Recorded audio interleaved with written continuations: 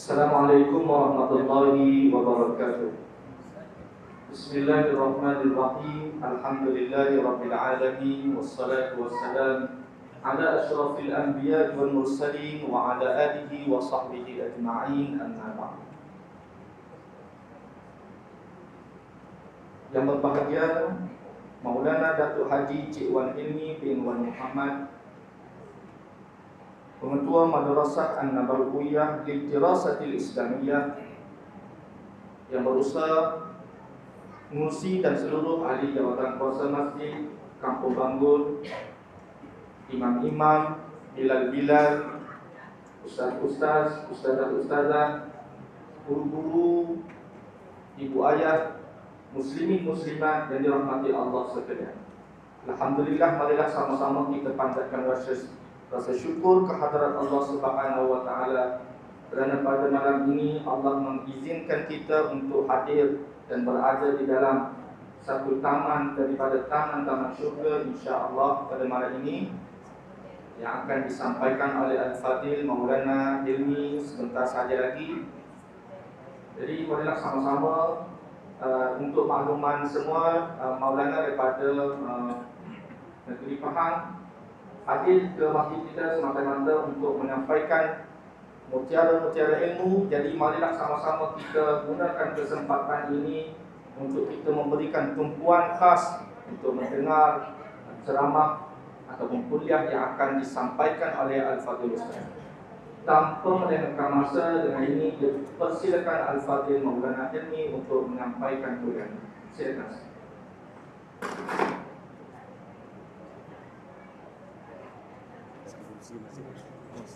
Nama Cik Zulkifli. Ni minta mic bahasa.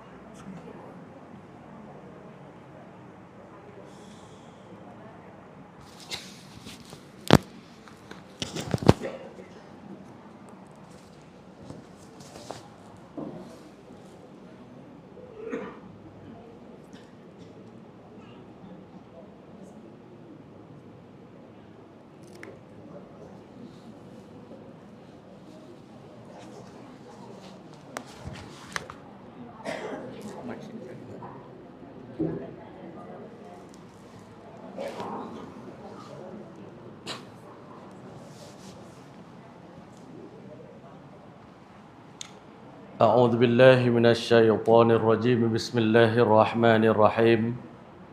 إن الحمد لله نحمده ونستعينه ونستغفره ونؤمن به ونتوكل عليه ونعوذ بالله من شرور أنفسنا ومن سيئات أعمالنا.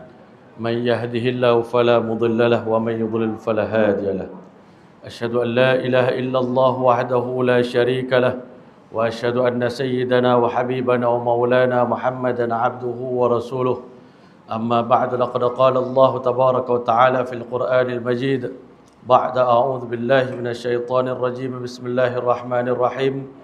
يا أيها الذين آمنوا اتقوا الله ولتنظر نفس ما قدمت لغد واتقوا الله إن الله خبير بما تعملون ولا تكونوا كالذين نسوا الله فأنساهم أنفسهم أولئك هم الفاسقون. لا يستوي أصحاب النار وأصحاب الجنة، أصحاب الجنة هم الفائزون. وقال تعالى الذين آمنوا وهاجروا وجاهدوا في سبيل الله بأموالهم وأنفسهم أعظم درجة عند الله وأولئك هم الفائزون. يبشرهم ربهم برحمة منه ورضوان وجنات لهم فيها نعيم مقيم خالدين فيها أبدا إن الله عنده أجر عظيم. وقال النبي صلى الله عليه وسلم إنما الأعمال بالنيات وإنما لكل امرئ ما نوى فمن كانت هجرته إلى الله ورسوله فهجرته إلى الله ورسوله ومن كانت هجرته لدنيا يصيبها أو امرأة ينكحها فهجرته إلى ما هجر إليه. صدق الله العظيم وصدق رسوله النبي الكريم ونحن على ذلك من الشاهدين والشاكرين والحمد لله رب العالمين. Assalamualaikum warahmatullahi taala wabarakatuh. Yang dimuliakan Tuan Pengacara Majlis, yang dihormati lagi dikasihi Tuan Pengurusi Masjid Kampung Banggul Encik Zulkifli, dan seterusnya barisan imam, barisan ahli jawatan kuasa masjid, pimpinan-pimpinan agama, pimpinan-pimpinan masyarakat, muslimin, muslimat, hadirin, hadirat yang dirahmati oleh Allah SWT sekalian. Alhamdulillah, thumma alhamdulillah. Pertama dan selamanya kita syukur banyak pada Allah Subhanahu Wa Taala, Tuhan yang menciptakan sekalian makhluknya dengan berbagai-bagai kelebihan dan juga kekurangan. Kata ulama, ketika mana Allah ciptakan sekalian makhluk selain daripada manusia, diciptakan dalam keadaan serba-serbi mengetahui, dalam keadaan alim. Kalau kata bahasa mudahnya, makhluk-makhluk selain daripada manusia ni semuanya alim. Maksud alim di sini Allah sebut dalam Quran, kullun qad alima salatahu wa tasbihah. Setiap makhluk tahu cara solat masing-masing, cara ibadat masing-masing, cara nak menyembah Allah, cara nak bertasbih memuji Allah, cara nak sujud pada Allah dengan cara masing-masing. Tetapi Allah yang Maha Pengasih membezakan manusia. Sebaliknya manusia dilahirkan dalam keadaan wallahu akhrajakum min butuni ummahatikum la ta'lamuna syai'a. Dialah Allah yang melahirkan kamu daripada perut ibu kamu dalam keadaan tak tahu apa. Kalau makhluk lain serba-serbi mengetahui, sebab itu makhluk lain dia tak perlukan guru, tak perlukan Quran, tak perlukan hadis, tak perlukan bimbingan para nabi. Allah secara langsung memberikan wahyu, memberikan ilham kepada setiap makhluk dia bagaimana cara untuk menjalani kehidupan di dunia ini, dan setiap makhluk ada peranan dan fungsi masing-masing diciptakan oleh Allah. Matahari ada peranannya, bulan ada peranannya yang tak ada pada matahari. Bulan buat kerja di tengah malam, matahari buat kerja di siang hari. Semuanya berkhidmat untuk alam semesta ini, taat dan patuh pada perintah Allah. Manusia dilahirkan dalam keadaan kosong, tak tahu apa-apa. Bahkan Allah tersebut dalam Quran, innahu kana zaluman jahula. Manusia ni dilahirkan ke dunia dalam keadaan bersangatan zalim dan bersangatan jahil. Ada ulama kata, apa hikmah? Kenapa Allah buat kita zalim? Banyak buat dosa, banyak buat maksiat, tak kenal kebenaran, menentang kebenaran. Diajak-ajak pada kebaikan pun manusia masih lagi menolak dan diberikan peringatan.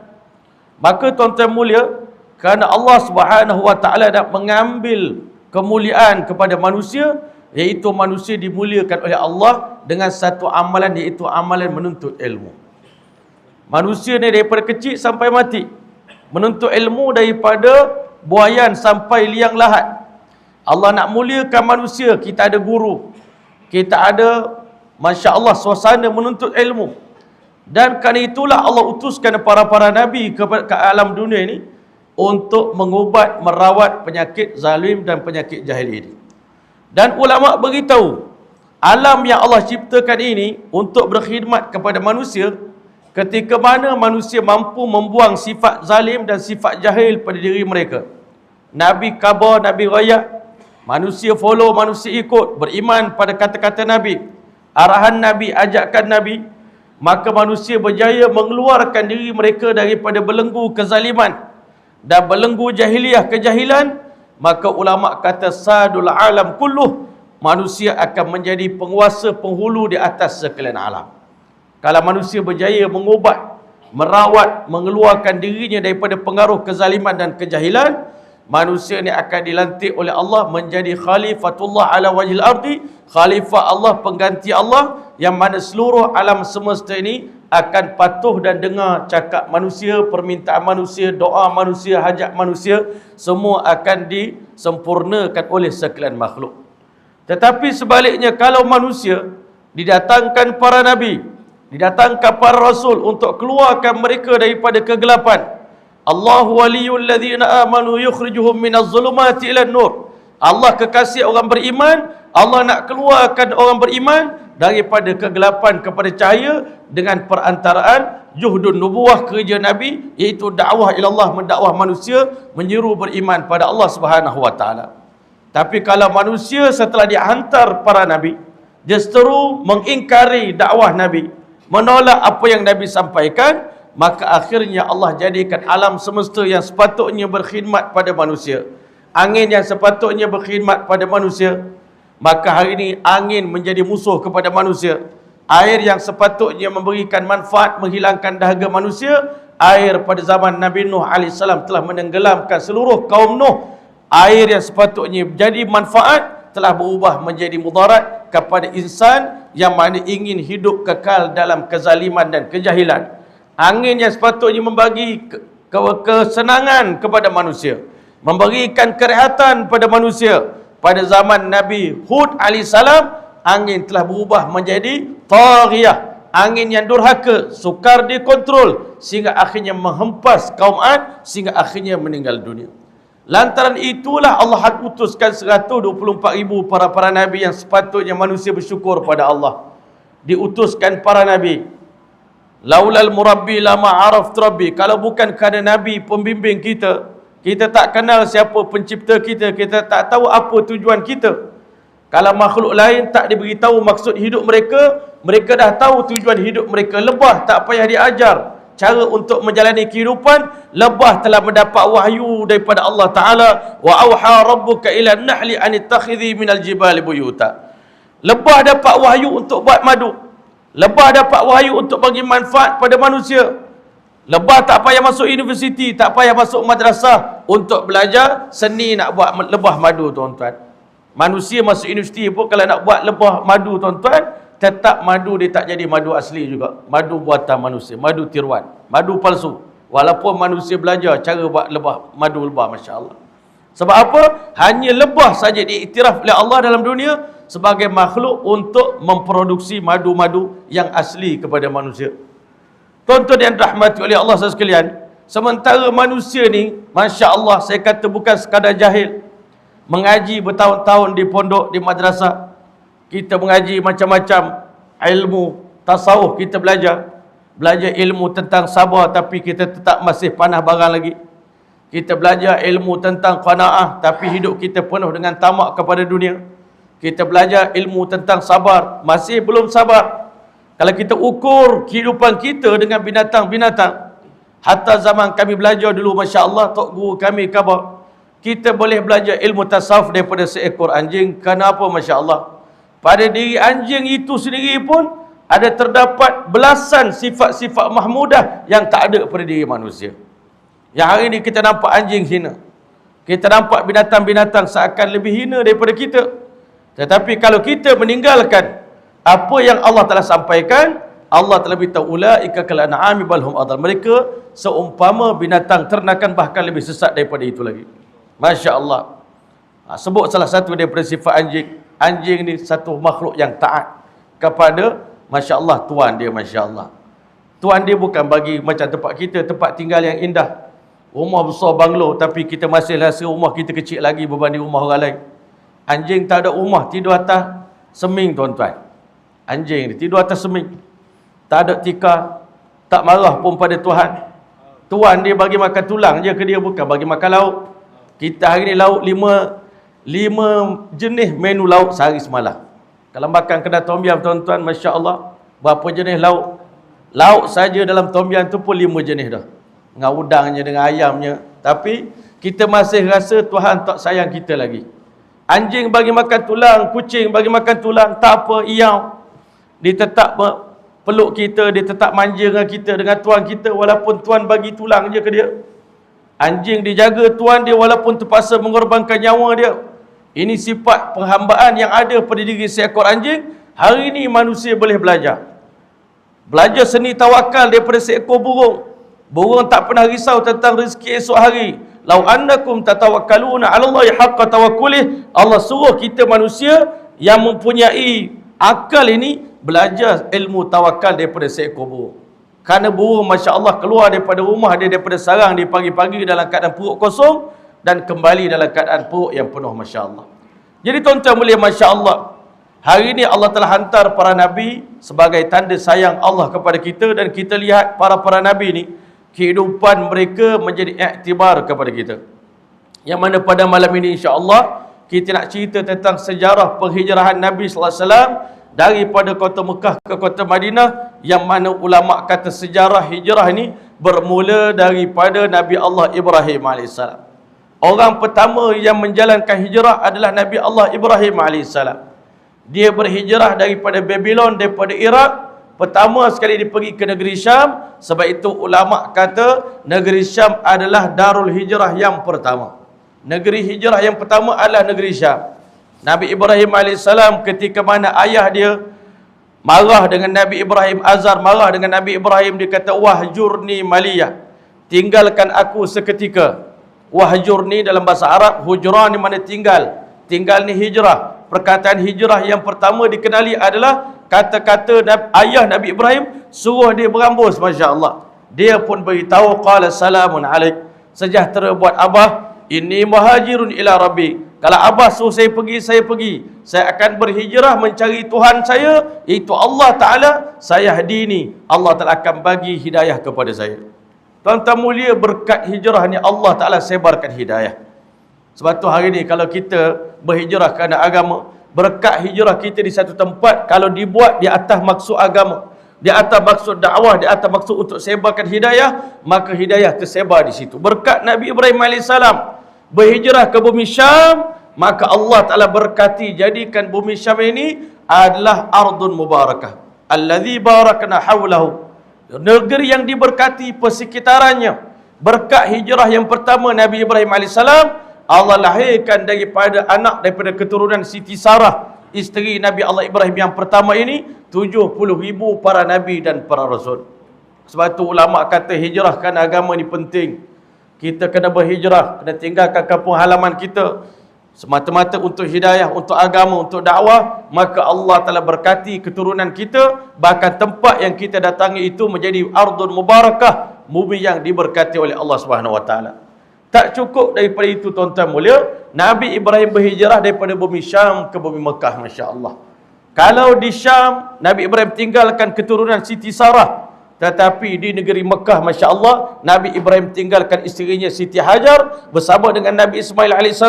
Berkat hijrah juga bumi Mekah yang kering kontang telah tumbuh di sana, dibinakan sebuah Ka'batullah, rumah Allah yang mulia. Sampai hari ini di sekeliling Mekah jutaan manusia bertawaf mengelilingi Ka'batullah, tempat bumi berhijrah yang kedua, Masya Allah. Tuan-tuan mulia, selain daripada Nabi Ibrahim AS, ada seorang Nabi lagi yang berhijrah, namanya Musa AS. Nabi Musa kali ini berhijrah tuan-tuan, kenapa? Kerana nak lari daripada cengkaman musuh. Orang hijrah ni macam-macam, kan? Hijrah ni macam-macam sebab kita pindah. Kalau Nabi Musa AS berhijrah tinggalkan bumi Mesir kerana waktu itu dia sedang nak ditangkap oleh Fir'aun laknatullahi alaih. Ulama kata ada beza antara hijrah Nabi kita SAW dengan Nabi Musa. Nabi Musa ni pemberani, seorang yang gagah, dilempar orang pun mati. Tetapi pada hari dia nak hijrah, dia dalam ketakutan. Fa kharaja minha khaifan yatarqab, dia keluar daripada bumi Mesir dalam keadaan melihat-lihat, tengok takut-takut, bimbang-bimbang orang tangkap dia, Fir'aun akan bunuh dia, Masya Allah. Sambil-sambil dia hijrah, takutkan musuh waktu itu, dia baca satu doa, Rabbi najini minal qawmiz zalimin, ya Allah selamatkan aku daripada cengkaman para penzalim. Sampai di bumi Madian, dia duduk di bawah sebatang pokok sambil berdoa, Rabbi inni lama anzalta ilayya min khairin faqir. Ini dua doa yang boleh diamalkan oleh orang nak berhijrah, Masya Allah. Yang pertama, Rabbi najini minal qawmiz zalimin. Yang kedua, Rabbi inni lima anzalta ilayya min khairin faqir. Ulama kata Nabi Musa baca doa ini kerana dia takut daripada musuh. Tapi tak sangka tuan-tuan, orang Ganu kata tak sangka, kata. Daripada doa yang satu itu, Allah bagi dia 3 hadiah. Masya Allah. Doa Nabi Musa ni, kalau kita ada masalah, bacalah doa Nabi Musa AS. Rabbi inni lima anzalta ilayya min khairin faqir. Dia pergi ke Madian nak selamatkan diri dia. Sampai di depan Nabi Syuaib, dia faqassa alaihil qasas, dia cerita kisah sejarah dia macam mana boleh sampai ke sini. Anak muda ini, Masya Allah, dia pun ceritakan pada Nabi Syuaib AS. Berita gembira yang pertama, Nabi Syuaib kata, najauta minal qawmiz zalimin. Sampai di Madian berarti engkau telah berada pada zon yang selamat, Masya Allah, selamat daripada orang yang zalim. Yang kedua, Masya Allah, berkat baca doa Nabi Musa. Nabi Musa ni hijrah kerana nak tinggalkan Mesir, kerana takutkan musuh. Tapi berkat tadi yang pertama selamat daripada cengkaman musuh, yang kedua dapat jodoh, Masya Allah. Orang yang tak ada jodoh, tolong amalkan doa Nabi Musa AS. Yang dah ada jodoh jangan baca lagi doa ni. Cukup dah tuan-tuan. Satu cukup dah. Kan? Rabbi inni lima anzalta ilayya min khairin faqir.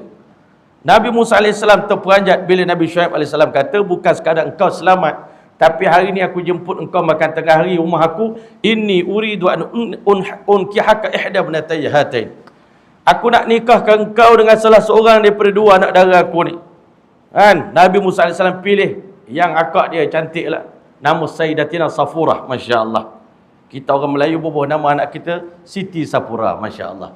Kita ingat apa rupanya Safurah itu bini isteri kepada Nabi Allah Musa AS. Kahwinlah dengan Siti Safurah, bahkan dapat tawaran kerja daripada Nabi Syuaib AS. Baca doa tadi, minta satu dapat tiga tuan-tuan. Dapat kerja selama 10 tahun, ikat kontrak dengan Nabi Syuaib untuk jaga kambing Nabi Syuaib. Settle 10 tahun dia hijrah, akhirnya dia pun balik semula ke Mesir untuk berdakwah kepada Firaun. Masya Allah, akhirnya Nabi hijrah, Nabi Musa AS setelah berdakwah kepada Firaun, Firaun tolak pula dakwah dia. Dia ajak Bani Israel hijrah tinggalkan bumi Mesir. Waktu you nak berhijrah tadi, Masya Allah, nak hijrah ni kena berani. Kalau tak berani tak boleh hijrah. Nak hijrah kena ikhlas. Kalau tak ikhlas tak boleh hijrah. Bani Israel tak berani dan tak ikhlas. Sebab itu bila Nabi Musa AS sampai depan Laut Merah, Masya Allah, Bani Israel yang tak bersedia berhijrah ni, dia masih sayangkan kampung Mesir dia. Dia kata, laqad udhina min qabli an ta'tiyana wa min ba'di ma ji'tana. Wahai Musa, sebelum kau datang jadi Nabi pun kami kena seksa. Lepas kau mari pun nasib kami dak berubah juga, dia kata. Jadi mu ajak kami pergi tengah-tengah malam ni buat apa, tinggal kampung halaman ni. Ajak hijrah tinggal Mesir ni. Kita duduk bawah Firaun, at least kita ada rumah lagi. Ini ikut kamu ni apa pun tak jadi. Bila kita hijrah dalam keadaan tak sedia, Allah Ta'ala tak beri pertolongan. Ulama kata ada beza antara hijrah Nabi dengan hijrah Nabi Musa. Sekejap lagi saya akan sentuh. Tetapi bila Nabi Musa tengok orang nak hijrah dengan dia semua tak yakin. Ketika mana mereka lihat di kiri kanan ada gunung, di belakang ada tentera Firaun, depan ada Laut Merah, di empat penjuru tak ada dah ruangan untuk mereka lari. Sebelum ini Nabi Musa AS lari daripada Firaun. Tapi hari ini ketika mana Nabi Musa AS dah belajar berkat hijrah, Allah bagi kefahaman pada Nabi Musa AS. Bila Bani Israel kata inna lamudrakun, habislah kita malam ni wahai Musa. Nabi Musa AS jawab dengan sepenuh keyakinan, qala kalla inna ma'iya rabbi sayahdin. Never ever, tak akan berlaku. Allah tak akan tinggalkan aku. Allah tak akan bagi petunjuk pada aku. Dalam ayat ini ulama kata Allah tak kata inna ma'ana rabbuna. Tapi Nabi Musa AS kata inna ma'iya rabbi, bersama dengan aku ada Tuhanku. Berarti Allah tak bersama dengan orang yang tak yakin, orang yang tak beriman, orang tak percaya, yang hijrah tak ikhlas. Allah tidak tolong mereka. Tapi yang hijrah dengan ikhlas, Nabi Musa AS ketuk satu tongkat, Allah pecahkan 70 jalan di hadapan Nabi Musa AS. Bila kita hijrah kerana Allah, ikhlas, di hadapan kita tak ada jalan dah untuk kita tempuhi, Allah telah bukakan 70 jalan di hadapan Nabi Musa AS. Laut pun terbelah tuan-tuan. Satu benda mustahil pun Allah Ta'ala boleh buat. Kalau kita dah betul-betul nekat untuk kita berhijrah berkorban di jalan Allah Subhanahu Wa Taala. Sebab tu jangan takut. Kita ke mana kita berada di jalan Allah Ta'ala, Allah kata la yakhafu ladayyal mursalun. Orang yang menjadi rasul aku, utusan aku, pengikut-pengikut para rasul, tak perlu takut dalam kita berhijrah nak mencari kebenaran, mencari kebaikan. Syaitan ni dia kerja dia apa? Bila kita nak hijrah ni dia kata engkau jangan. Yang pertama dia kata engkau tu muda lagi. Buat apa nak hijrah? Hijrah dah tua esok tak apalah. Balik haji dah apalah dia kata. Ini muda-muda nak buat apa hijrah? Semua zaman Nabi, hak hijrah tu anak muda. Yang hijrah dengan Nabi tu anak muda. Jarang yang hijrah ni orang tua. Orang tua dah tak gerak dah tuan-tuan nak hijrah. Buat apa? Ya tak? Orang nak bermuda lah, nak berubah. Nak hijrah, nak jadi yang lebih baik. Nak jadi insan yang sempurna agama, kita kena berhijrah, kena berkorban. Maka tuan-tuan mulia, Masya Allah, Ashabul Kahfi pun pernah berhijrah meninggalkan istana yang mewah. Duduk dalam gua berkorban selama 309 tahun. Allah muliakan Ashabul Kahfi dengan satu, bukan mukjizat, satu karamah. Satu karamah. Tak pernah ada dalam rekod manusia tidur 300 tahun, tuan-tuan. Tuan-tuan tak tahulah tidur berapa lama yang paling rekod dalam kampung Bangor ni. Tapi Ashabul Kahfi berkat di hijrah, Allah bagi ketenangan daripada takut sebelum ini, takut pada raja yang ancam nak bunuh. Tapi berkat penghijrahan, Allah Ta'ala hilangkan ketakutan di hati Ashabul Kahfi. Ulama kata Ashabul Kahfi duduk dalam gua buat apa, tuan-tuan? 3 amalan je dia buat. Yang pertama tidur. Merah. Yang tu bangun tidur mesyuarat. Mesyuarat apa? Mesyuarat untuk makan. Lepas tu hantar seorang pergi beli barang. Khidmat ta'am, Masya Allah.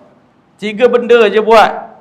Tetapi berkat mereka ni susah payah tinggalkan kampung halaman mereka, anak-anak raja, anak-anak menteri, orang bangsawan, tinggalkan istana yang mewah demi nak memilih iman, demi nak memilih tauhid pada Allah Ta'ala, tak nak berada dalam kufur pada Allah Ta'ala. Allah Ta'ala telah rakamkan kisah Ashabul Kahfi dalam Quran, dan Ashabul Kahfi bakal disanjung sampai bila-bila, Masya Allah. Bukan sekadar Ashabul Kahfi, anjing Ashabul Kahfi yang follow Ashabul Kahfi berhijrah pun Allah muliakan dia dalam Quran. Anjing follow orang berhijrah, tuan-tuan. Bayangkan orang hijrah tu sendiri betapa besarnya.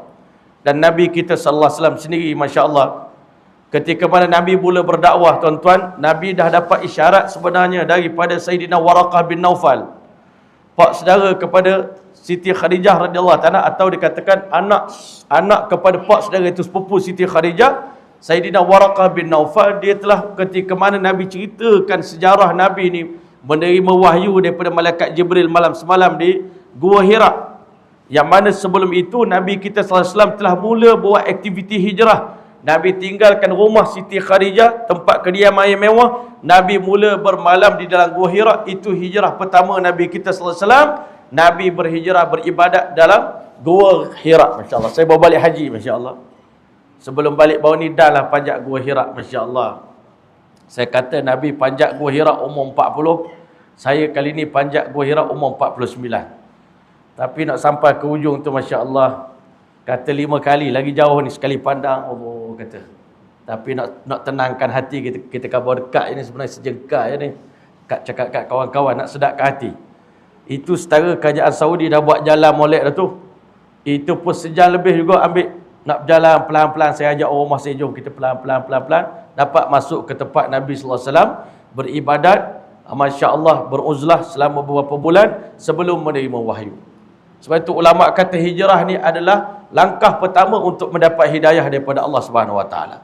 Berkat hijrah itulah Allah Taala ilhamkan kepada Nabi sallallahu alaihi wasallam macam mana cara nak memperbaiki umat yang rosak ni. Nabi yang tujuan Nabi sampai bawa diri ke Gua Hira tu, sehingga dah Abu Bakar tegur Nabi, ya Rasulullah, fuqit an majalisi qaumika, akhir-akhir ni mujarang dah duduk dalam majlis-majlis masyarakat ni.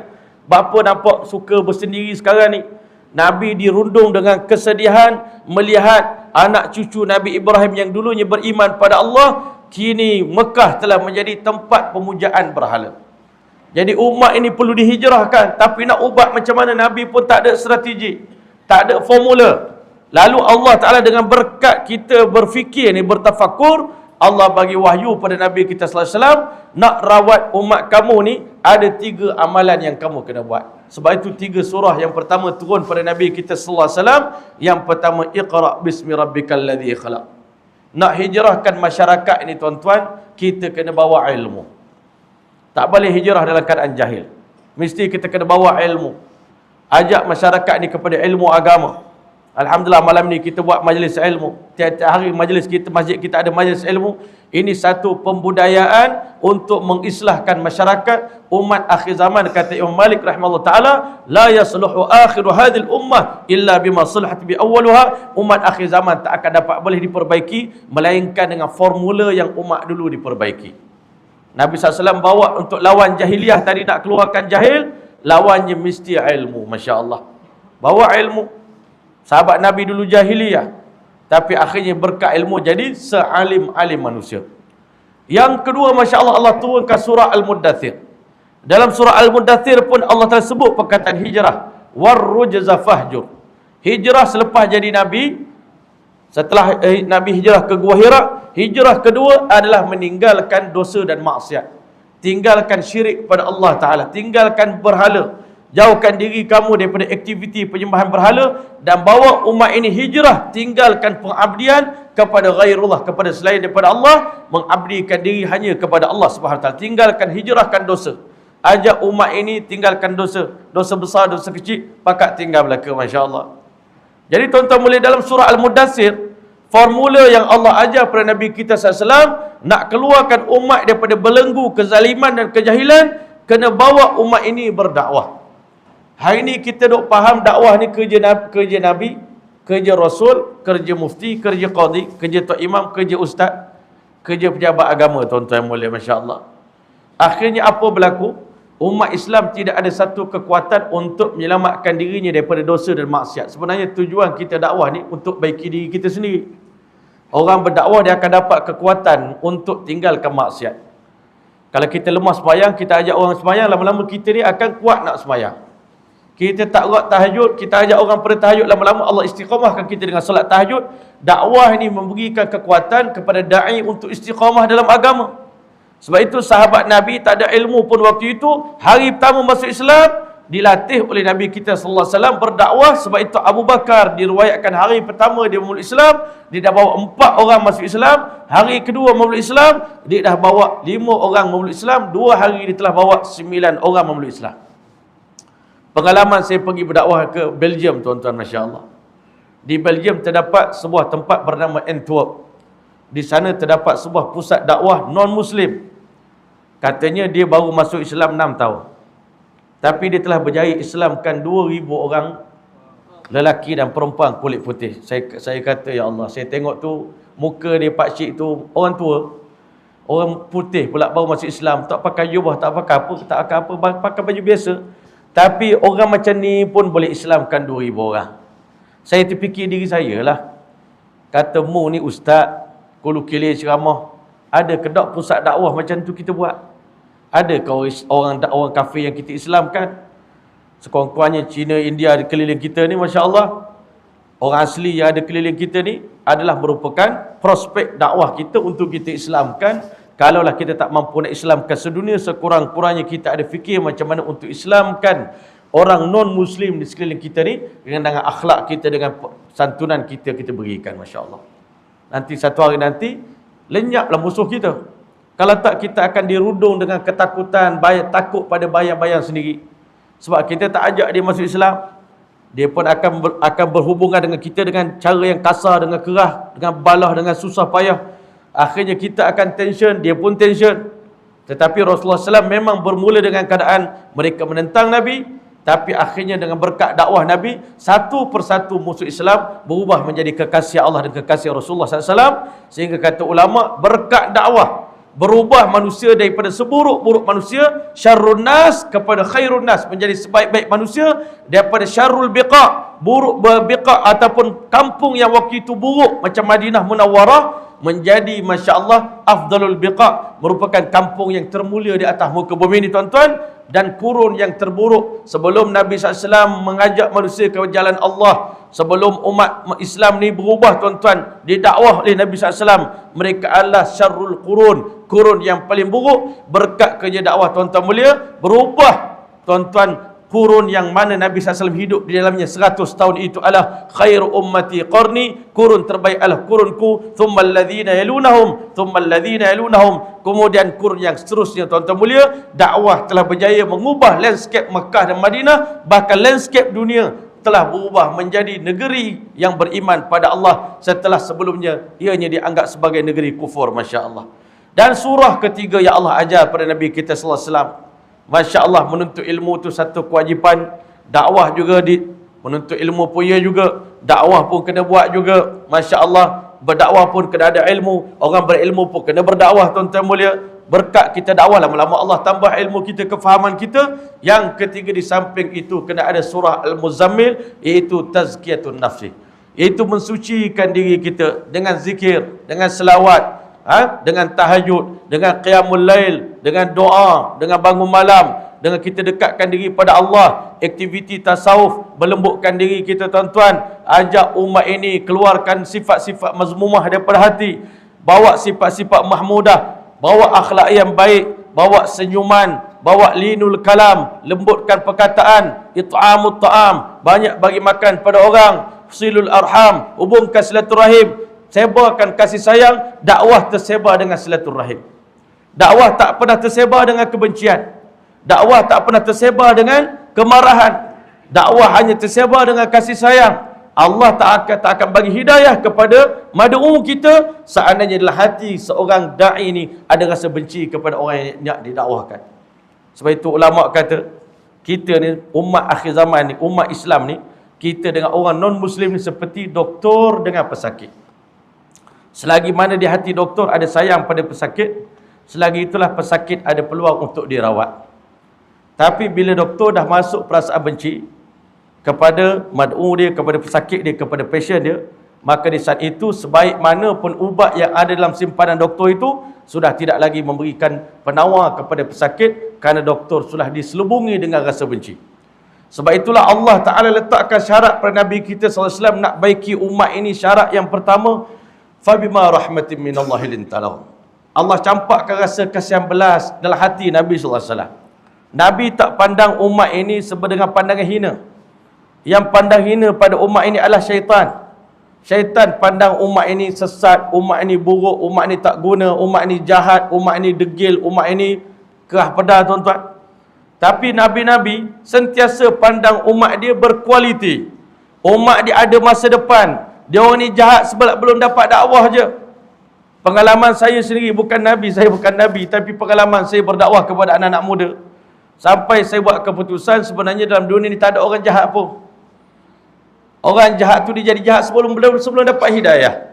Orang kafir pun sebelum dapat hidayah dia, kehidupan dia macam mana? Kita sendiri pun boleh dapat hidayah, tak sembahyang, tak apa, tapi dapat hidayah, dia berubah menjadi sebaik-baik manusia. An-nasu ma'adinun kama'adini dhahabi wal fiddah. Manusia umpama lombong emas dan perak.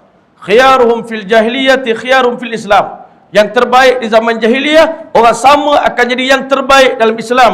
Khalid Al-Walid, panglima perang di zaman jahiliyah, dapat hidayah jadi panglima perang yang tak pernah terkalahkan dalam sejarah Islam. Bilal, sebelum dapat hidayah, kulit hitam, tak ada nilai, tak ada harga. Karena sahabat ridwanullah ta'ala majma'in kanu ru'atal ghanam. Ulama kata sahabat Nabi ini mereka pengembala kambing saja dulu, tak ada apa-apa kemuliaan. Status mereka hanya pengembala kambing. Bahkan Sayyidina Umar pun, ayah dia selalu marah dengan dia. Mu ni Umar nak jadi apa mu ni? Jadi gapo mu ni Kak Umar? Pera kambing pun mampu habis kambing. Bela kambing mati. Orang Arab kalau anak tak boleh bela kambing, dia sesak, tuan-tuan, dia risau. Nak jadi apa dengan anak aku ni? Pera kambing tu asas paling bawah sekali, ilmu paling bawah, ilmu kehidupan. Pera kambing pun asyik mati je, macam mana apa nak jadi dengan mu ni Umar? Tapi berkat dakwah, berkat agama ni, fa asbahu bi barakati hadzal din ru'atal alam. Sahabat Nabi tak pernah terfikir satu hari nanti kami jadi penguasa dunia, yang mana sungai Nil pun dengar cakap Sayyidina Umar. Rom dan Farsi pun takut dengan Umar. Syaitan pun di mana jalan Sayyidina Umar lalu, syaitan tak akan lalu di jalan itu, kerana takut dengan aura Umar bin Khattab radhiyallahu ta'ala. Macam mana Nabi bangkitkan satu umat. Hari ini seluruh dunia fikir nak bangunkan gedung-gedung yang tinggi. Manusia fikir tamadun ni adalah bila kita berjaya buat bangunan cantik-cantik, mewah-mewah. Itulah makna tamadun di sisi orang biasa. Tapi bagi para Nabi, tamadun, peradaban ni adalah membangun manusia, memanusiakan manusia, itulah tamadun. Apa guna kita ada teknologi canggih, tapi manusia tak jadi manusia dah, jadi haiwan dah, tuan-tuan. Bunuh orang hari ni yang berlaku di negara kita, tuan-tuan. Kes bunuh, tuan-tuan, hari-hari berlaku. Dulu zaman kita kecil-kecil dulu, kita dengar orang bunuh musuh dia. Orang Gedebel, ada musuh kampung sebelah, dia pergi bedil orang tu, tembak, mati. Itu orang Gedebel tu, dia musuh bunuh musuh. Kes bunuh, iaitu kita bunuh orang yang kita benci. Itu zaman dulu. Tapi mari zaman lebih teruk lagi, orang bunuh orang yang dia sayang. Dibunuh kekasih dia, dibunuh mak dia, dibunuh anak dia. Hari ini manusia kembali, Masya Allah, kepada zaman jahiliah, tuan-tuan. Kita nak bawa umat ini kembali berhijrah. Tinggalkan amalan jahiliah ini, zina berleluasa, bunuh berleluasa. maksiat berleluasa. Yang buat benda ni bukan orang kafir, orang Islam, tuan-tuan. Maka tuan-tuan rahmati Allah, nak kembalikan umat ini, islahkan umat ini, baiki umat ini macam mana Rasulullah baiki? Bawa orang yang melampaui batas ini, yang telah melampaui batas, qul ya ibadiyalladzina asrafu ala anfusihim, katakanlah wahai Muhammad kekasihku, kepada golongan yang telah melampaui batas, terlalu banyak melanggar perintah-perintah Allah, terlalu banyak tinggal solat, terlalu banyak melakukan dosa besar. La taqnatu min rahmatillah. Ini syiar Nabi SAW bagi kepada orang yang Masya Allah, yang banyak buat dosa, yang banyak syirik pada Allah. Nabi tak bagi putus asa daripada rahmat Allah. Nabi beritahu, la taqnatu min rahmatillah, jangan kamu putus asa daripada rahmat Allah. Inna Allah yaghfiru dhunuba jami'a, Allah boleh ampun seluruh dosa kamu. Tuan-tuan mulia, dakwah Nabi disambut dengan orang kata tentangan yang sangat hebat. Maka tuan-tuan mulia, ulama kata Nabi buat 2 kali kerja yang sama. Tapi kali pertama itu Nabi SAW sebagai manusia biasa, kata Syekh Mutawalli Sya'rawi rahimahullah ta'ala, Nabi pergi jumpa orang Taif, minta bantuan, tolong saya ni nak sebarkan Islam. Kalau orang Mekah tolak, orang Taif terima, at least saya boleh jadikan Taif sebagai markas dakwah yang kedua. Orang Mekah tak terima, tak apa, kita pergi ke Taif. Tapi Allah Ta'ala nak tunjuk pada Nabi kita sallallahu alaihi wasallam, ada kala dalam kita meminta pertolongan, walaupun kita dah habis daya dah pergi sana, Nabi pergi jalan kaki ke Taif, tapi akhirnya kedatangan Nabi ke Taif disambut dengan hujan batu, Masya Allah. Nabi ni, harapan Nabi nak baiki umat ni tuan-tuan. Kadang-kadang kita fikir kita ni dapat Islam mudah sangat tuan-tuan. Malu dengan Nabi sebenarnya. Malu kita dengan Nabi. Islam yang kita ada pada hari ni, yang kita nikmati pada hari ni, adalah merupakan hasil daripada hujan batu yang Nabi terima di Taif. Nabi doakan hidayah untuk orang Taif. Tuan-tuan boleh, baru ni saya terbaca kisah satu orang lelaki yang bernama, Masya Allah, Abu Muslim Al-Khawlani rahimahullah ta'ala. Abu Muslim Al-Khawlani ni, sebenarnya kita baca kisah orang Taif ni, kita dapat bayangkan betapa tingginya kesabaran Nabi, sayang Nabi, kasih sayang Nabi ni kepada umat ni. Terlalu besar jiwa Nabi ni. Orang nak berdakwah, nak memperbaiki umat, tak boleh jiwa kecil, kena jiwa besar. Besar mana jiwa Nabi? Orang Taif pakat halau Nabi, Nabi doakan hidayah untuk mereka. Itu semua kita tahu. Lepas itu Nabi pergi Isra' wal Mi'raj. Tapi benda yang hebat berlaku pada Nabi, Allah uji kekasih dia ni tuan-tuan. Kita hari ni, kalau orang baling batu dengan kita tuan-tuan, kampung tu kita ingat sampai bila-bila tuan-tuan. Saya ingat kampung tu. Kan? Kita pergi ceramah di mana-mana kampung tu pun ada layanan yang berbeza orang bagi. Layanan kurang sikit pun kita dah lain macam dah tuan-tuan. Tok guru saya Maulana Tariq Jamil Hafizah rahimahullah ta'ala, dia beritahu apa? Hari ni kita berdakwah, hari ni pendakwah hari ni jiwa tak kental tuan-tuan. Kita pergi ceramah tempat orang, ada masa kita ceramah orang tengok jam tuan-tuan. Itu tanda mananya dah boleh berhenti dah tu. Yang kedua, orang tengok muka pintu. Ada. Yang kedua, orang tengok muka penceramah, orang tengok pintu. Maknanya kita bercakap, nampaknya sampai di sinilah berakhirlah ceramah saya pada hari ni. Maknanya kita ni cepat koyak tuan-tuan. Cepat sangat kita ni buat keputusan. Lain kali malas lagi. Saya kawan saya di ceramah di masjid, sebuah masjid di Jerantuk tuan-tuan. Tengah dia ceramah, tiba-tiba lalu seorang pakcik dekat waktu semayang, waktu nak azan isyak, dia lalu depan ni. Sambil-sambil lalu dia tengok jam. Lepas berceramah dia pergi. Lepas pada tu dia kata, aku hilang terus confident nak ceramah Maulana. Walaupun dia orang alim, hilang confident nak ceramah. Saya kata tak boleh Maulana kena ceramah terus kan. Itu hujan je. Itu baru hujan kecil je. Nabi Nuh AS berdakwah, orang tungging punggung, orang selak kain, orang tutup telinga. Tapi para Nabi ni punya jazbah, semangat mereka berdakwah tak hilang. Rasulullah SAW ni kalau ikut nak marah ke orang Taif ni tuan-tuan, habis dah orang Taif. Tiba-tiba Allah hantar sekumpulan orang Taif jumpa Nabi setelah Nabi hijrah ke Madinah. Saya tak masuk cerita hijrah lagi, itu pusing dulu.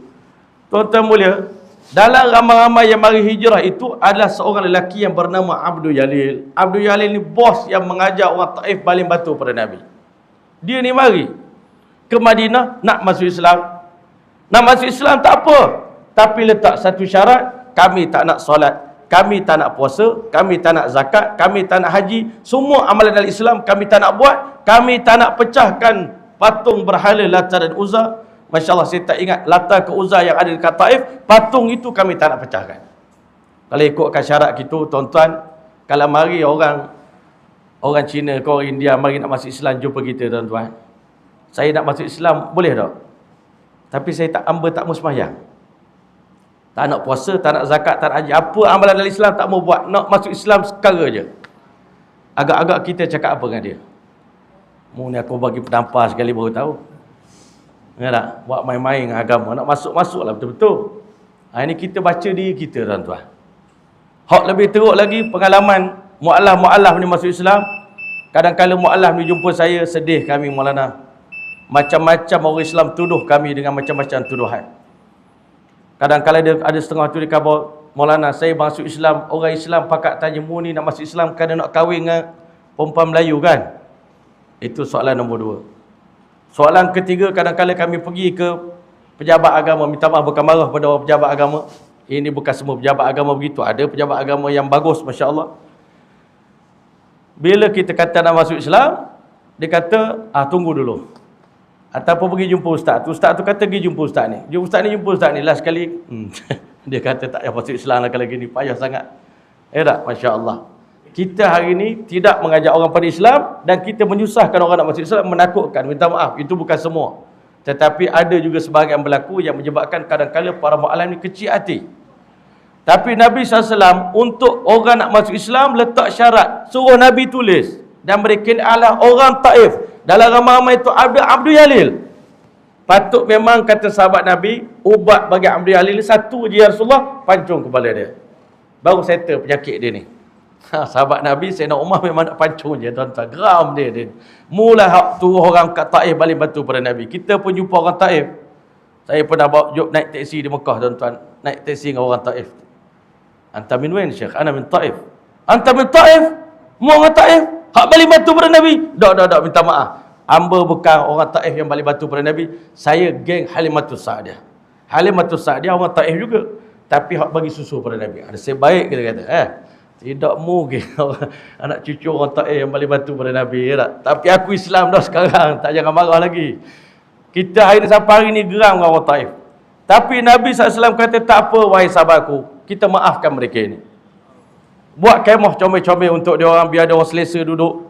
Dan Nabi SAW arahkan kepada para sahabat dia, bawa makanan paling sedap di rumah masing-masing, di dapur masing-masing. Dan Nabi pun jamu mereka daripada dapur rumah Nabi, bagi makan selama 2 minggu. Dan Nabi hantar seorang lelaki yang pandai baca Quran, sedap suara dia, bacakan Al-Quran selama 2 minggu berturut-turut, baca di hadapan mereka. Genak 2 minggu tuan-tuan mulia, Masya Allah. Orang Taif tadi dia kata, ya Rasulullah sebelum ini kami datang daripada Taif dengan syarat tak nak masuk Islam, tapi kami tak nak solat, kami tak nak puasa, kami tak nak zakat, kami tak nak haji, kami tak nak pecah berhala. Ibarat kata cuma di mulut saja Islam, hakikatnya masih kufur pada Allah Ta'ala. Tapi berkat santunan Tuan, akhlak Tuan telah melembutkan hati kami, menyebabkan kami rasa malu dengan perbuatan kami yang teruk selama ini pada Tuan. Maka pada hari ini sebelum kami nak balik ke Taif, kami berjanji pada Tuan, di saat ini juga di tempat ini kami bersumpah, kami akan jaga solat. Balik daripada Taif kami akan tunaikan zakat, kami akan bayar tunaikan puasa, kami akan menunaikan haji. Dan tangan kami inilah yang akan memecah berhala di kampung halaman kami. Tuan-tuan mulia, balik daripada situ tuan-tuan, lahir seorang lelaki. Bukan lahirlah waktu itu ada seorang lelaki, dia beriman dengan Nabi tapi tak sempat jumpa Nabi. Dia seorang tabi'i yang besar. Namanya Abu Muslim Al-Khawlani rahimahullah ta'ala. Abu Muslim Al-Khawlani orang Taif. Dihantar oleh Sayyidina Abu Bakar radhiyallahu anhu berdakwah untuk membalikkan Abul Aswad Al-Anasi di Yaman yang telah waktu itu telah murtad. Bukan sekadar murtad, dia mengaku diri dia Nabi. Dia kata Muhammad Nabi di Mekah, di Hijaz, aku Nabi di Yaman. Masya Allah. Ditangkap Abu Muslim Al-Khawlani rahimahullah ta'ala. Dia kata, atasyhadu anna Muhammadan Rasulullah. Adakah engkau bersaksi Muhammad itu utusan Allah? Dia kata, na'am. Lepas tu, atasyhadu anni Rasulullah. Adakah engkau mengaku aku juga Rasulullah? Dia kata, Sekali lagi aku ulang, adakah kau mengaku aku Rasulullah? Ha? Dia cakap 3 kali. Geram sangat. Sahabat Nabi tabi'in tadi tak faham, dia ni mengaku dia jadi Nabi, tak beriman dengan dia. Dia telah nyalakan sebuah api yang sangat besar. Macam mana Masya Allah Ta'ala sebesar api Nabi Ibrahim, tapi api yang sangat besar, dan dia telah lemparkan Abu Muslim Al-Khawlani dalam api. Tuan-tuan yang mulia, selepas api padam, tiba-tiba Abu Muslim Al-Khawlani rahimahullah ta'ala, penduduk Taif yang dulunya musuh Nabi, musuh Islam, masuk Islam. Macam mana kuatnya iman mereka, macam mana berubahnya akhlak mereka, macam mana berubahnya keyakinan mereka, dicampak dalam api, tak terbakar walau sehelai bulu roma Abu Muslim Al-Khawlani rahimahullah ta'ala. Kata Abul Aswad Al-Anasi, kalau inilah pengikut-pengikut Muhammad ni, hak mari ini bukan Rasulullah, hak mari ini baru utusan kepada utusan Nabi. Dia pun tak sempat jumpa Nabi pun, tapi macam mana Allah bagi kehebatan iman dia, sampai selai bulu roma pun tak terbakar. Kata Abul Aswad Al-Anasi, aku tak boleh biarkan orang hebat macam ni duduk dalam Yaman. Tak lama nanti habis penduduk Yaman pakat tinggalkan aku. Dia takut dia punya populariti dia hilang. Dia kata, aku showkan kamu hijrah lah, pergilah, pindah mana-mana. Dia pun fikir, tak ada tempat lain dah nak pergi. Kalau tak pergi ke tempat dakwah ni, kita kena pergi balik ke Madinah. Dia pun balik ke Madinah, sembahyang solat zuhur dalam Masjid Nabawi. Tengah sembahyang zuhur, tiba-tiba Sayyidina Umar nampak dia. Ini Abdullah bin Thawb ni, nama dia ni. Orang yang viral di kota Yaman, mengatakan dia ni Allah bagi karamah macam mana Allah bagi mukjizat pada Nabi Ibrahim AS. Hebatnya Rasulullah SAW ni, Nabi kita ni tuan-tuan, Allah Ta'ala bagi pada Rasulullah mukjizat yang Allah tak bagi kepada para Nabi. Dan Allah bagi karamah kepada umat Nabi sebagaimana mukjizat yang Allah bagi pada Nabi dan para Rasul. Abul Ala Al-Hadrami, kala Nabi Musa dengan Bani Israel lalu di atas pasir di dasar laut, tapi pengikut Rasulullah SAW, para sahabat dalam berdakwah, Allah bagi para sahabat Nabi Abul Ala Al-Hadrami menyeberangi lautan Bahrain 36 km, tak tenggelam, 36 km, 36 km balik. Pergi balik 36 km pergi, 36 km balik. Saya masa pergi, Masya Allah, berdakwah di Saudi tuan-tuan, saya sempat pergi ke laut tu tuan-tuan. Orang kata, Maulana, seberang sana Bahrain. Nampak tak? Macam kita tengok Singapura daripada Johor. Nampak lebih kurang, Masya Allah. Laut inilah Abul Ala Al-Hadrami bersama dengan para sahabat dia menyeberangi laut ini. Naik kuda, tapak kaki kuda pun tak basah. Allah jadikan laut seperti highway tuan-tuan. Daripada sejahil-jahil manusia, Nabi telah hijrahkan para sahabat sehingga begitu yakin pada Allah Ta'ala. Nabi tak ada, Nabi Musa hari itu ada teman Bani Israel. Bani Israel tak yakin jalan dasar laut. Tapi Abul Ala Hadrami, Nabi tak ada bersama dengan dia, tetapi dia dengan yakin berbekalkan wasiat Nabi SAW, ajak supaya pesan kepada penduduk Bahrain beriman pada Allah. Tuan-tuan boleh sampai di Bahrain, orang Bahrain tengok ini puak-puak mana ni, dewa-dewa mana ni dewa ni. Kalau kita perang dengan dewa ni, yakin confirm tak menang. Puak mana boleh jalan atas air, bukan orang je jalan atas air, kuda-kuda sekali tuan-tuan jalan atas air, dan tak basah pergi balik. Orang Bahrain beriman pada Allah Ta'ala. Itu tuan-tuan karamah, bukan mukjizat. Untuk Nabi mukjizat, untuk sahabat Nabi karamah, tapi karamah yang Allah berikan berkat mereka mendakwah manusia pada Allah Ta'ala, bergerak di atas maksud yang Nabi SAW utuskan mereka. Tuan-tuan mulia, Allah telah bagi kemuliaan jalan atas air, bukan sahabat tak tenggelam, kuda para sahabat pun tak tenggelam, kaki kuda pun tak basah. Sayyidina Umar radhiyallahu anhu tengok Abdullah bin Saud semayang, habis semayang, dia kata, tuan ke orang yang terkenal sangat kisah tuan sampai ke Madinah? Saya tak pernah jumpa tuan. Dia kata, ana Abdullah bin Saud. Sayyidina Umar kata, kalau gitu peluk sikit, saya pun nak ambil berkat. Walaupun kamu tabi'i, kami sahabat, patutnya kamu yang kena peluk kami. Tapi kerana Sayyidina Umar begitu terharu, dibawa Abdullah bin Saud jumpa Abu Bakar. Abu Bakar, kamu kenal ini orang? Tak kenal. Inilah Abdullah bin Saud, seorang lelaki yang mana Allah Ta'ala lahirkan di kalangan umat akhir zaman, umat Rasulullah SAW, di kalangan umat yang mana mereka ni menyerupai amalan para nabi, kemuliaan para nabi. Dia dicampak oleh Abul Aswad Al-Anasi dalam api. Ternyata sebagaimana api tak boleh membakar Nabi Ibrahim, api juga tak boleh membakar insan yang bernama Abu Muslim Al-Khawlani rahimahullah ta'ala di kalangan umat Rasulullah SAW. Sayyidina Umar peluk dia dan cium dahi dia, tuan-tuan. Dan dia di kalangan orang Taif yang dulunya baling batu pada Nabi, tuan-tuan mulia. Itulah hebatnya Rasulullah SAW. Nabi tukar musuh menjadi kekasih. Nabi tukar orang yang berada di pinggir neraka jahanam menjadi calon-calon ahli syurga. Itulah hebatnya seorang Nabi. Kalau kita cikgu ngajar budak cerdik dah, tuan-tuan, tiba-tiba budak dapat A belaka, maka pihak PPD bagi hadiah kat kita, tahniah, cikgu telah berjaya mengubah sekolah daripada memang budak cerdik dah pun, budak MRSM, tiba-tiba dapat keputusan cemerlang. Maka itu bukanlah kehebatan yang sebenar, sebab kita memang orang tu dah cerdik, sedia ada dah. Tapi kalau kita dihantar mengajar di sekolah yang paling grade paling bawah di STIU ni, tuan-tuan, tiba-tiba kita usaha berjaya menjadikan pelajar kita cemerlang, maka barulah kita dianggap sebagai guru yang terbaik. Rasulullah SAW mengajar masyarakat yang ummi, tak reti baca, tak reti menulis, jahiliyah, yang tak mengenal kebaikan. Akhirnya Nabi angkat mereka, dan untuk membawa umat ini beriman pada Allah, Nabi terpaksa berhijrah meninggalkan bumi Mekah, tuan-tuan. Ulama kata ada beza antara hijrah Nabi Musa dengan hijrah Nabi kita sallallahu alaihi wasallam. Nabi Musa hijrah dalam keadaan takut. Nabi Muhammad SAW hijrah dalam keadaan sikit habuk, tak ada rasa takut pada musuh-musuh. Sedangkan siang hari itu Nabi dah dapat wahyu daripada Allah Ta'ala, wa idh yamkuru bikal ladzina kafaru liyuthbituka aw yaqtuluka aw yukhrijuk. Musuh nak buat 3 tindakan pada kamu, wahai kekasihku. Yang pertama, mereka nak bunuh kamu. Yang kedua, mereka nak usir kamu. Yang ketiga, mereka nak kurung kamu dalam penjara bawah tanah. 3-3 ni berat. Penjara pun berat, kena halau pun berat, kena bunuh pun berat. Tetapi Allah telah campakkan keyakinan pada Nabi. Nabi Musa orang pertama yang hijrah pada Mesir, kemudian balik semula ke Mesir, bawa orang Mesir hijrah. Tetapi Nabi kita sallallahu alaihi wasallam, beraninya Rasulullah SAW, semua sahabat dah pergi hijrah belaka, Nabi antara orang yang terakhir meninggalkan bumi Mekah. Malam itu Abu Jahal telah bekalkan 11 pedang yang paling tajam bagi kepada 10 orang anak muda.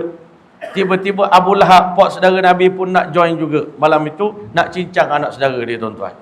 Waliyazubillah. Kalau kita jadi Nabi, apa perasaan Rasulullah SAW? Niat aku molek nak baiki puak-puakmu, nak bawa keuntungan, bawa kebaikan, tapi sampai hati kalian nak bunuh aku. Tapi tuan-tuan mulia, Allah Maha Pengasih Maha Penyayang. Nabi pesan dekat Sayyidina Ali, kamu tidur di tempat aku. Sayyidina Ali pakai burdah, selendang Nabi yang berwarna hijau waktu itu, tuan-tuan. Dia peluk dan Nabi tahu tak akan apa berlaku sesuatu yang tak baik kepada kamu. Ulama kata Sayyidina Ali bin Abi Talib tidur dalam keadaan paling nyenyak pada malam itu dalam hidup dia, sebab dia kata Nabi dah kata tak akan berlaku sesuatu yang tak baik kepada kamu. Sayyidina Ali tidur di tempat pembaringan Nabi SAW. Orang kafir ngintai celah dinding, nampak tempat tidur Nabi tu ada orang sedang tidur. Okey, jadi okey, kita tunggu Nabi Muhammad tengah nyenyak tidur, kita masuk dalam rumah dia sekaligus kita cincang dia. Di waktu Nabi SAW nampak musuh sedang berkumpul, waktu itulah Allah Ta'ala suruh Nabi kita SAW untuk keluar dan membacakan doa. Masya Allah. Nabi kita SAW, ada ulama kata surah Yasin turun pada waktu itu. Awal surah Yasin turun pada masa Nabi nak keluar tu. Yasin wal Qur'anil Hakim innaka laminal mursalin ala siratim mustaqim tanzilal azizir rahim litundira qauman ma undira aba'um famughafilun qad haqqal qawlu ala aktsarihim fahum la yu'minun inna ja'alna fi a'naqim aghlalan fa ila adqani fahum muqmahun.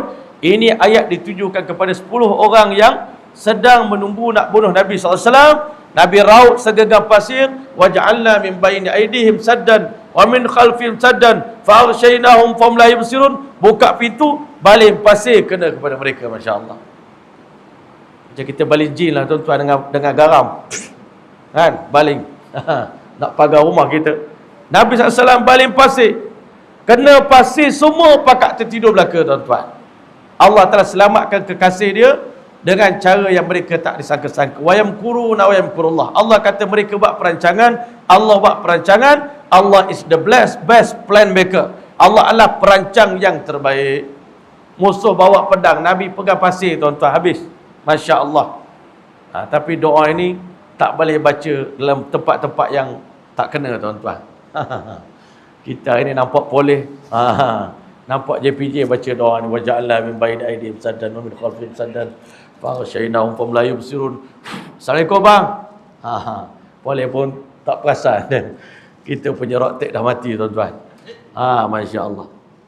Saya nak masuk island hari tu, tuan-tuan, Masya Allah. Bunyi kata payah sangat island ni. Nak masuk. Kan? Nak masuk. Banyak dah orang Malaysia yang pergi, kena hantar balik. Masya Allah. Kita pun tak apalah, cubalah baca doa ni. Waja'alna min baini aydihim saddan wa min khalfihim saddan fa ghashaynahum fahum la yubsirun. Baca banyak kali. Sampai depan officer tu kita tiup lebih kurang, tuan-tuan. Dia kata, where do you come from, sir? From Malaysia. Berapa orang dia kata? Berapa ramai belaka? Kita kata 9 orang. Call, panggil semua 9 orang.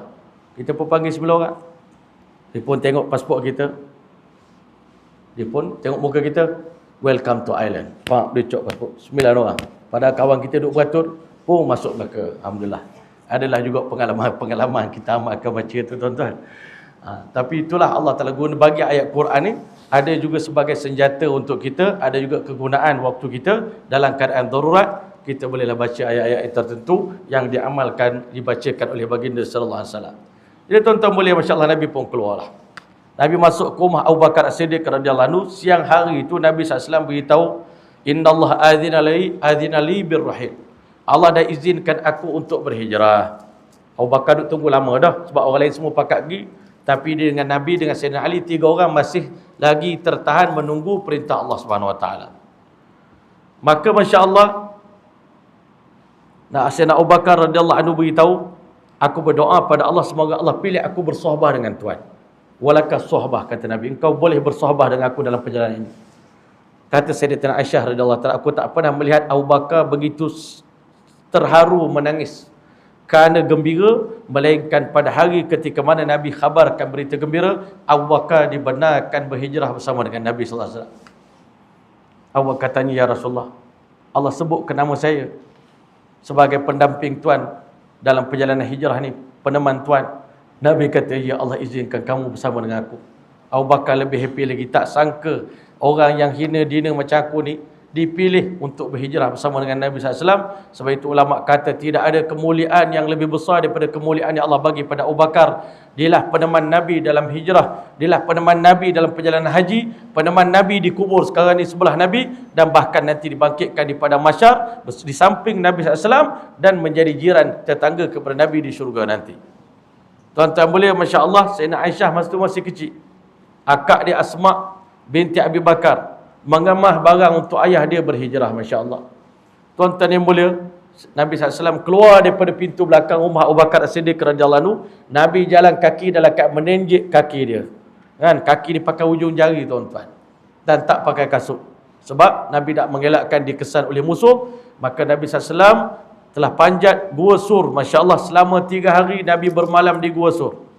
Setakat saya pergi haji umrah ni, tuan-tuan, banyak kali saya tak biasa lagi panjat Gua Sur. Kerana tak berani nak panjat tinggi sangat. Nabi panjat Gua Sur pada usia 53 tahun, tuan-tuan.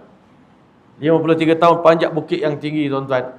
Kita yang umur 48 tahun, 49 tahun ni pun tak daya nak panjat. Nabi panjat dengan Abu Bakar As-Siddiq radhiyallahu anhu. Perjalanan hijrah ni, Masya Allah, Allah tunjuk. Kata Syekh Mutawalli Sya'rawi, kenapa Allah telah tak hantar Buraq pada Nabi? Kalau hantar Buraq selesai, tuan-tuan, berapa saat sampai dah? Macam mana Allah Ta'ala bagi kepada Nabi naik Buraq malam Isra wal Mi'raj. Nabi pun bawa balik naik Buraq pun. Kenapa kena pergi jalan kaki, kena naik unta, tuan-tuan? Allah nak beritahu, untuk berhijrah syaratnya mestilah pengorbanan. Siapa nak berubah, nak hijrah ke umat ini, syaratnya mesti berkorban. Kena habis duit, kena habis masa, kena habis kita punya tenaga kita. Tak boleh nak harap umat boleh berubah jadi baik dalam keadaan kita tak nak korban apa-apa. Tak luak pun duit kita, RM10 pun tak habis untuk agama. Masa kita sejam pun tak habis untuk agama. Badan kita sikit pun tak luka, tak sakit, tak laporkan agama. Tak akan mungkin berlaku perubahan pada umat ini, tuan-tuan. Maka tuan-tuan boleh dipendekkan cerita Nabi keluar daripada rumah Abu Bakar tu sambil berjalan.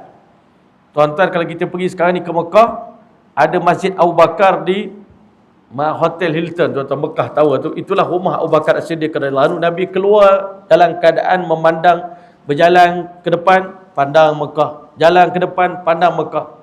Berat hati Nabi SAW untuk tinggalkan Mekah, lalu meleleh air mata di kelopak mata Nabi SAW. Ya Makkah, ma atyabaki. Wahai Mekah, alangkah eloknya engkau. Wa ma atyabari-haki. Alangkah harumnya baumu, wahai Mekah. Laula anna qaumi akhrajuni, bukanlah sebab kalaulah bukan kerana aku dialau, diusir oleh kaum aku, ma sakantu ghairaki, wahai Mekah, aku tak pernah benci dan berhasrat untuk tinggalkan kamu. Ulama kata Nabi menangis dan Mekah pun menangis pada hari Nabi SAW tinggalkan Mekah. Nabi pun sedih juga, Mekah pun sedih, wahai penduduk Mekah. Alangkah ruginya kamu. Islam ditawarkan pertama kali kepada kamu, kamu jual mahal. Sekarang Islam Allah pindahkan ke bumi Madinah Al-Munawwarah. Cuma ulama kata hebatnya Nabi ni dalam berdakwah. Sebagai pendakwah, tuan-tuan, boleh ini nasihat saya kepada kita semua. Sebagai pendakwah, kita ni tuan-tuan kena create a trust. Kita kena create kepercayaan orang pada diri kita. Jangan orang ragu dengan kepribadian kita. Kalau orang ragu dengan kepribadian kita, orang tak akan dengar dakwah kita. Walaupun kita menyampaikan hebat, baik macam mana pun, tapi orang ragu dengan syakhsiah diri kita ni, dia ni macam orang tak berapa okey sebenarnya. Orang tak berapa okey ni, dia cakap lah apa pun orang tak percaya. Sebab tu, mula-mula Nabi, sebelum jadi Rasul, 40 tahun Nabi create a trust. Nabi create kepercayaan sampai penduduk Mekah dah panggil Al-Amin. Maka tuan-tuan mulia, orang yang paling jujur, paling amanah, kami tak pernah sekalipun ditipu walau urusan paling kecil daripada Muhammad SAW. Kalaulah dia tak berani menipu kita dalam urusan dunia, adakah dia berani untuk menipu kita dalam urusan agama, urusan Allah, urusan akhirat? Tak mungkin. Wallahi innahu la saduq. Benarlah sesungguhnya Muhammad itu benar. Tapi sekarang ni kenapa kamu tolak, wahai Abu Jahal? Kami tolak dakwah Nabi ni kerana aku terpaksa berlakon depan orang ramai. Sebenarnya Muhammad tu wallahi dia benar, betul sebenarnya. Ada seorang tanya pada Abu Jahal, aku nak tanya mu ni betul-betul ni. Cakap mengaku betul-betul ni, tak ada orang ni. Kita berdua je. Abu Jahal kata betul ke? Lain clear ke? Tengok kiri kanan tak ada orang. Kalau gitu aku nak khabar kamu. Sebenarnya kami ni dengan Bani Hashim, dengan Bani Abdul Manaf ni duk berebut jawatan sebenarnya. Tapi semua jawatan menang ke dia belaka. Dan kami kata betul, tak apa, tak kisah, kami okey je. Tapi bila mana mereka kata Fina Muhammad, kami ada Muhammad. Kamu ada? Kami ada Muhammad. Kamu ada orang macam Muhammad? Hak tu dia kata kami tak boleh. Tak boleh terima. Sebab apa? Memang tak ada insan semulia Muhammad SAW yang pernah ada di atas muka bumi ni. Nak lawan ke mana? Maka akhirnya kami terpaksa buat benci pada Muhammad dan create supaya orang benci pada Rasulullah SAW. Dan itulah yang Nabi buat ketika mana Nabi nak pergi hijrah ke Madinah. Kita bayangkan orang Madinah satu pun tak kenal Nabi. Dan balik daripada jumpa dengan Nabi dalam perhimpunan haji, 6 orang anak muda daripada Yasrib Islam dengan Nabi, beriman dengan Nabi, balik ke Madinah, cerita ke orang Madinah siapa Rasulullah. Orang Madinah ni satu umat yang Allah Ta'ala jadi. Kita rakyat Malaysia pun sama juga macam orang Madinah. Sebenarnya saya nak cakap tuan-tuan mulia, kita bangsa Melayu ni bangsa yang paling bertuah tuan-tuan. Sebab ulama kata kitalah juga di samping orang Madinah. Dalam dunia ada 3 golongan yang mana mereka tak pernah berkelahi dengan para pendakwah dan tak pernah memusuhi Rasulullah SAW dalam hidup mereka. Yang pertama orang Madinah, mereka tak pernah bergaduh dengan Nabi. Yang kedua orang Ahzab, mereka ni beriman, belum jumpa lagi dengan Nabi, tapi dah percaya pada Nabi, hantar 70 orang anak muda nak masuk Islam di Madinah, nak bai'ah dengan Nabi, padahal tak pernah dapat dakwah Nabi. Orang Madinah pun bukan Nabi yang dakwah, orang Mekah Nabi dakwah tolak. Yang Madinah, yang dakwah orang Madinah bukan Nabi, wakil Nabi Mus'ab bin Umair dan juga Abdullah bin Mas'ud, 2 orang sahabat Nabi, tetapi mereka ni sayang pada Nabi, jatuh cinta dengan Nabi. Kalau kita jatuh cinta pandang pertama, ini tak pandang pun jatuh cinta tuan-tuan. Bahkan orang Madinah ni, kalau ibu-ibu di Madinah pakat cerita pada anak-anak mereka siapa Rasulullah. Ditampung pula dengan orang Yahudi. Yahudi pula cerita juga pasal Nabi.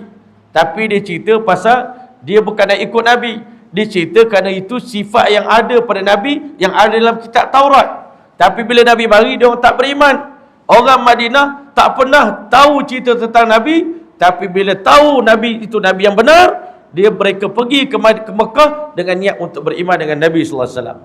Jadi orang Madinah tuan-tuan, sebelum Nabi mari lagi, dah jatuh cinta dengan Rasulullah SAW. Sehingga ada seorang budak kecil, umur 7 tahun. Belum jumpa Nabi, dia telah menghafal begitu banyak Al-Quran sampai layak jadi imam. Anas bin Malik radhiyallahu anhu jatuh cinta dengan Nabi. Ibu dia melafazkan syahadah, mentalqinkan kalimah syahadah, dia masuk Islam di tangan ibu dia. Sejak memeluk Islam, hari-hari dengar cerita Nabi daripada mak dia. Sampai bila Nabi nak datang ke Madinah, tuan-tuan, 3 hari sebelum Nabi sampai ke Madinah, orang Madinah dah tunggu kedatangan Nabi SAW. Di Quba, tuan-tuan, tak sabar tunggu Nabi. Daripada lepas subuh tunggu Nabi sampai matahari tinggi sikit, panas sangat, balik pula ke rumah, esok keluar lagi.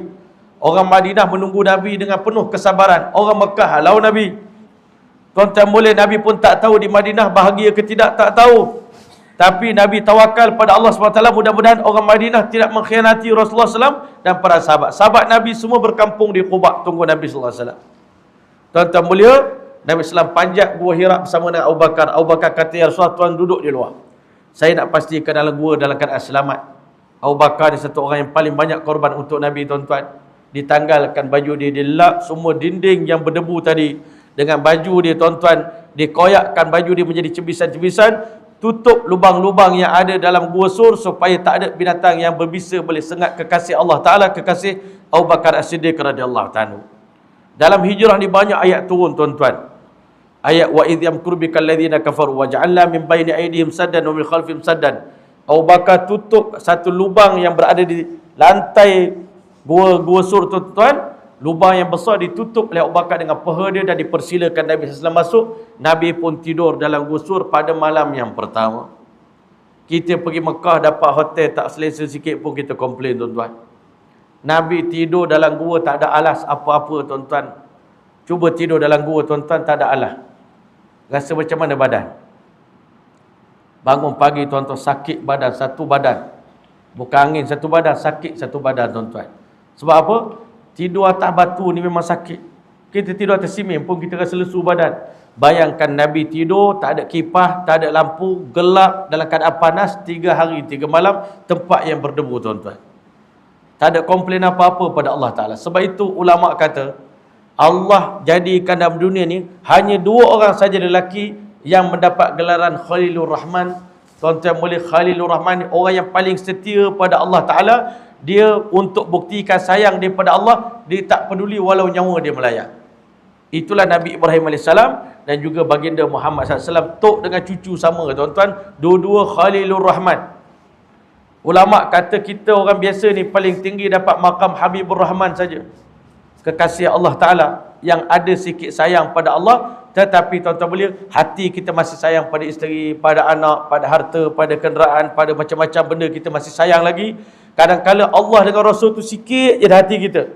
Kita cuba nak bagi kasih yang sikit ni subur dan berkembang. Biar banyak, sebab tu nak kena selalu dengar cerita Allah dan Rasul. Supaya bertambah cinta kita. Supaya kita layak mendapat gelaran Habibur Rahman. Tapi makam Khalilur Rahman ni, ulama' kata makam cinta ada 8 martabat. Nabi SAW dan Nabi Ibrahim AS telah mencapai makam Khalilur Rahman. Lau kuntu mutakhidan ahadan khullatan, kata Nabi, kalau aku dibenarkan oleh Allah mengambil sesiapa di kalangan manusia sebagai kekasihku, latakhadtu Abu Bakrin khalili, aku akan jadikan Abu Bakar sebagai teman baik aku.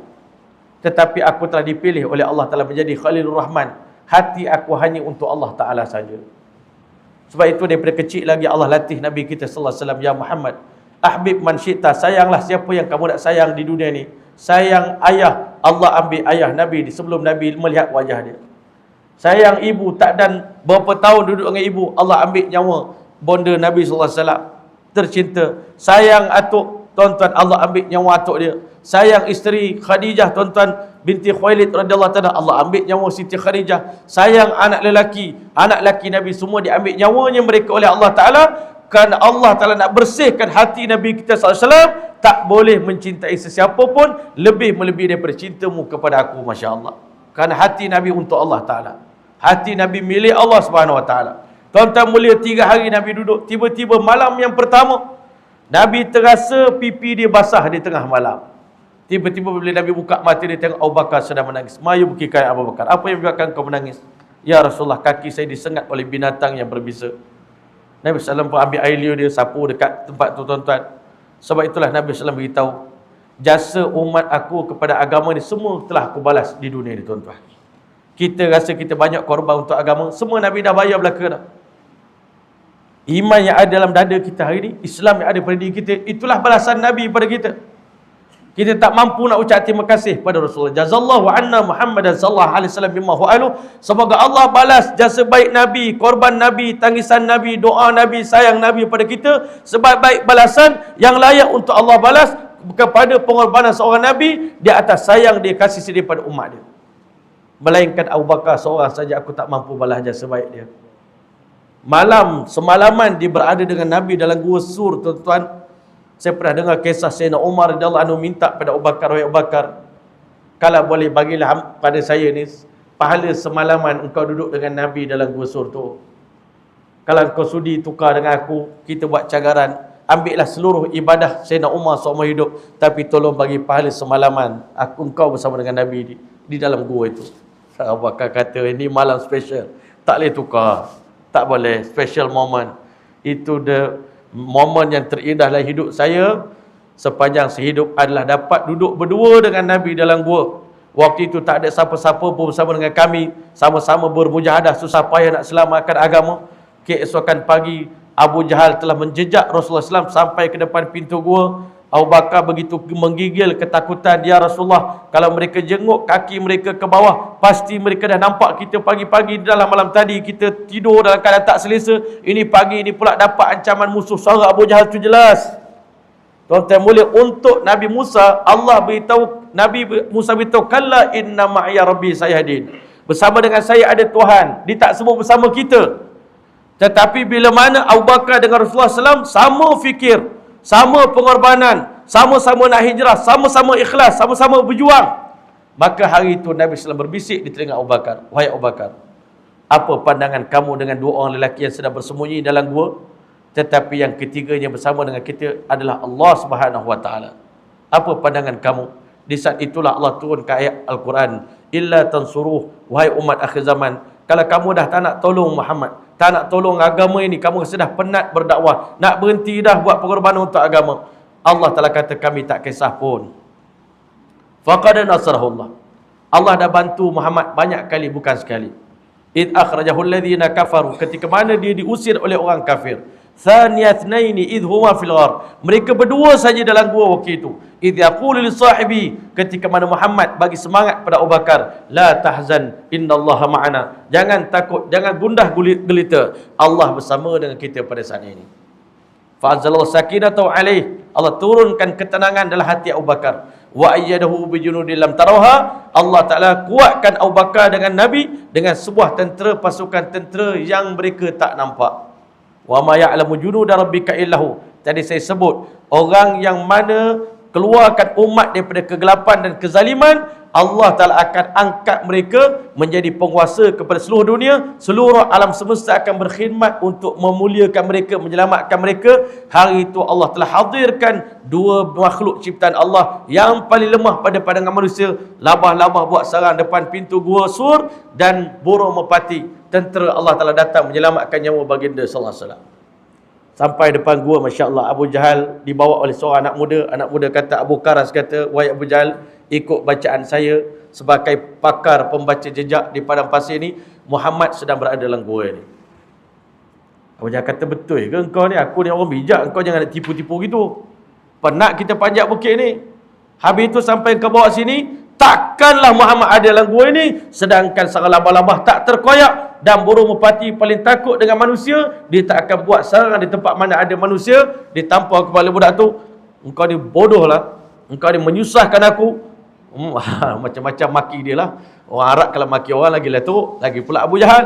Tuan-tuan boleh, Abu Jahal kata kita turun, tetapi insya-Allah kita buat satu lagi pengisytiharan, siapa yang dapat tangkap Muhammad SAW hidup atau mati, maka kami akan berikan ganjaran 100 ekor unta sebagai balasan. Tuan-tuan mulia, itulah pengorbanan Nabi untuk kita semua.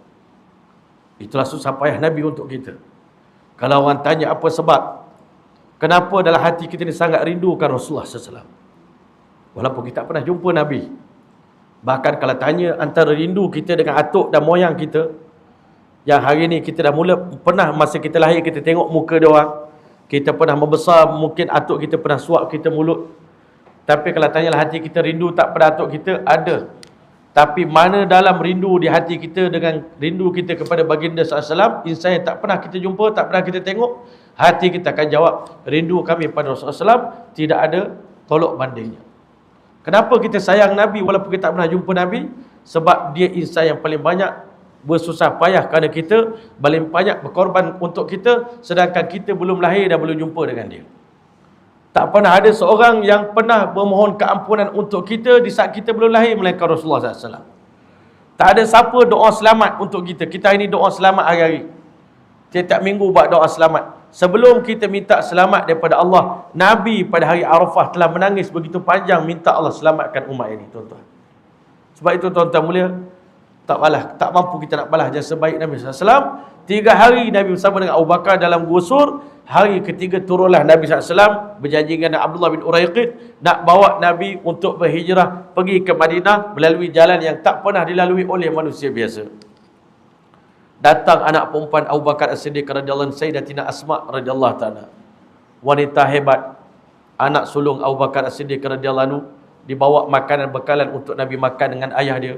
Dalam perjalanan hijrah dia masak makanan sedap-sedap, nak gantung tempat tak nampak, dia pun koyakkan kain pelekat, kain dia punya tali pinggang dia, belah dua tuan-tuan, ikat makanan untuk Nabi SAW dan Abu Bakar makan dalam perjalanan.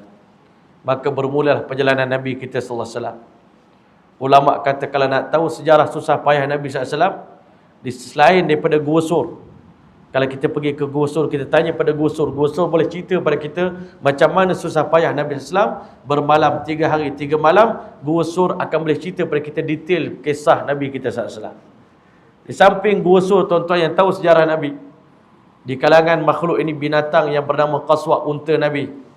Dialah unta yang bawa Nabi SAW dalam perjalanan berhijrah daripada kota Mekah ke kota Madinah. Unta inilah tahu macam mana laparnya Nabi, macam mana panasnya Nabi, susahnya Nabi, takutnya Nabi. Perjalanan yang begitu mencabar, 500 km, 600 km perjalanan yang di mana-mana pun ada musuh. Nabi kita SAW nak berjalan sekejap tengok Abu Bakar masa sebelum dapat unta tu, kejap ke depan, kejap ke belakang. Wahai Abu Bakar, nampak tak tenang sangat kamu malam ni, kenapa? Ya Rasulullah, saya tak risau pun tentang nyawa saya. Yang paling saya risaukan nyawa Tuan. Kalaulah anak panah datang daripada depan, saya berharap dengan sebab saya pergi ke depan tadi, biarlah dada Abu Bakar menjadi perisai kepada tubuh badan Nabi SAW. Kalau aku dah duduk di belakang, kebetulan anak panah datang daripada arah belakang, biarlah dada belah belakang menjadi perisai kepada Nabi kita SAW. Nabi berjalan, tiba-tiba tuan-tuan terserempak dengan seorang lelaki bernama Suraqah bin Malik. Suraqah bin Malik, dia tak tahu lagi berita 100 ekor unta.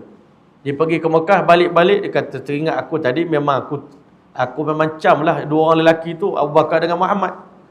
Dia pun kejar Nabi kita SAW, bawa anak panah betul-betul dekat dengan Nabi SAW. Dia dengar suara Nabi sedang mengaji waktu itu tuan-tuan. Dia pun ambil anak panah untuk panah Rasulullah SAW.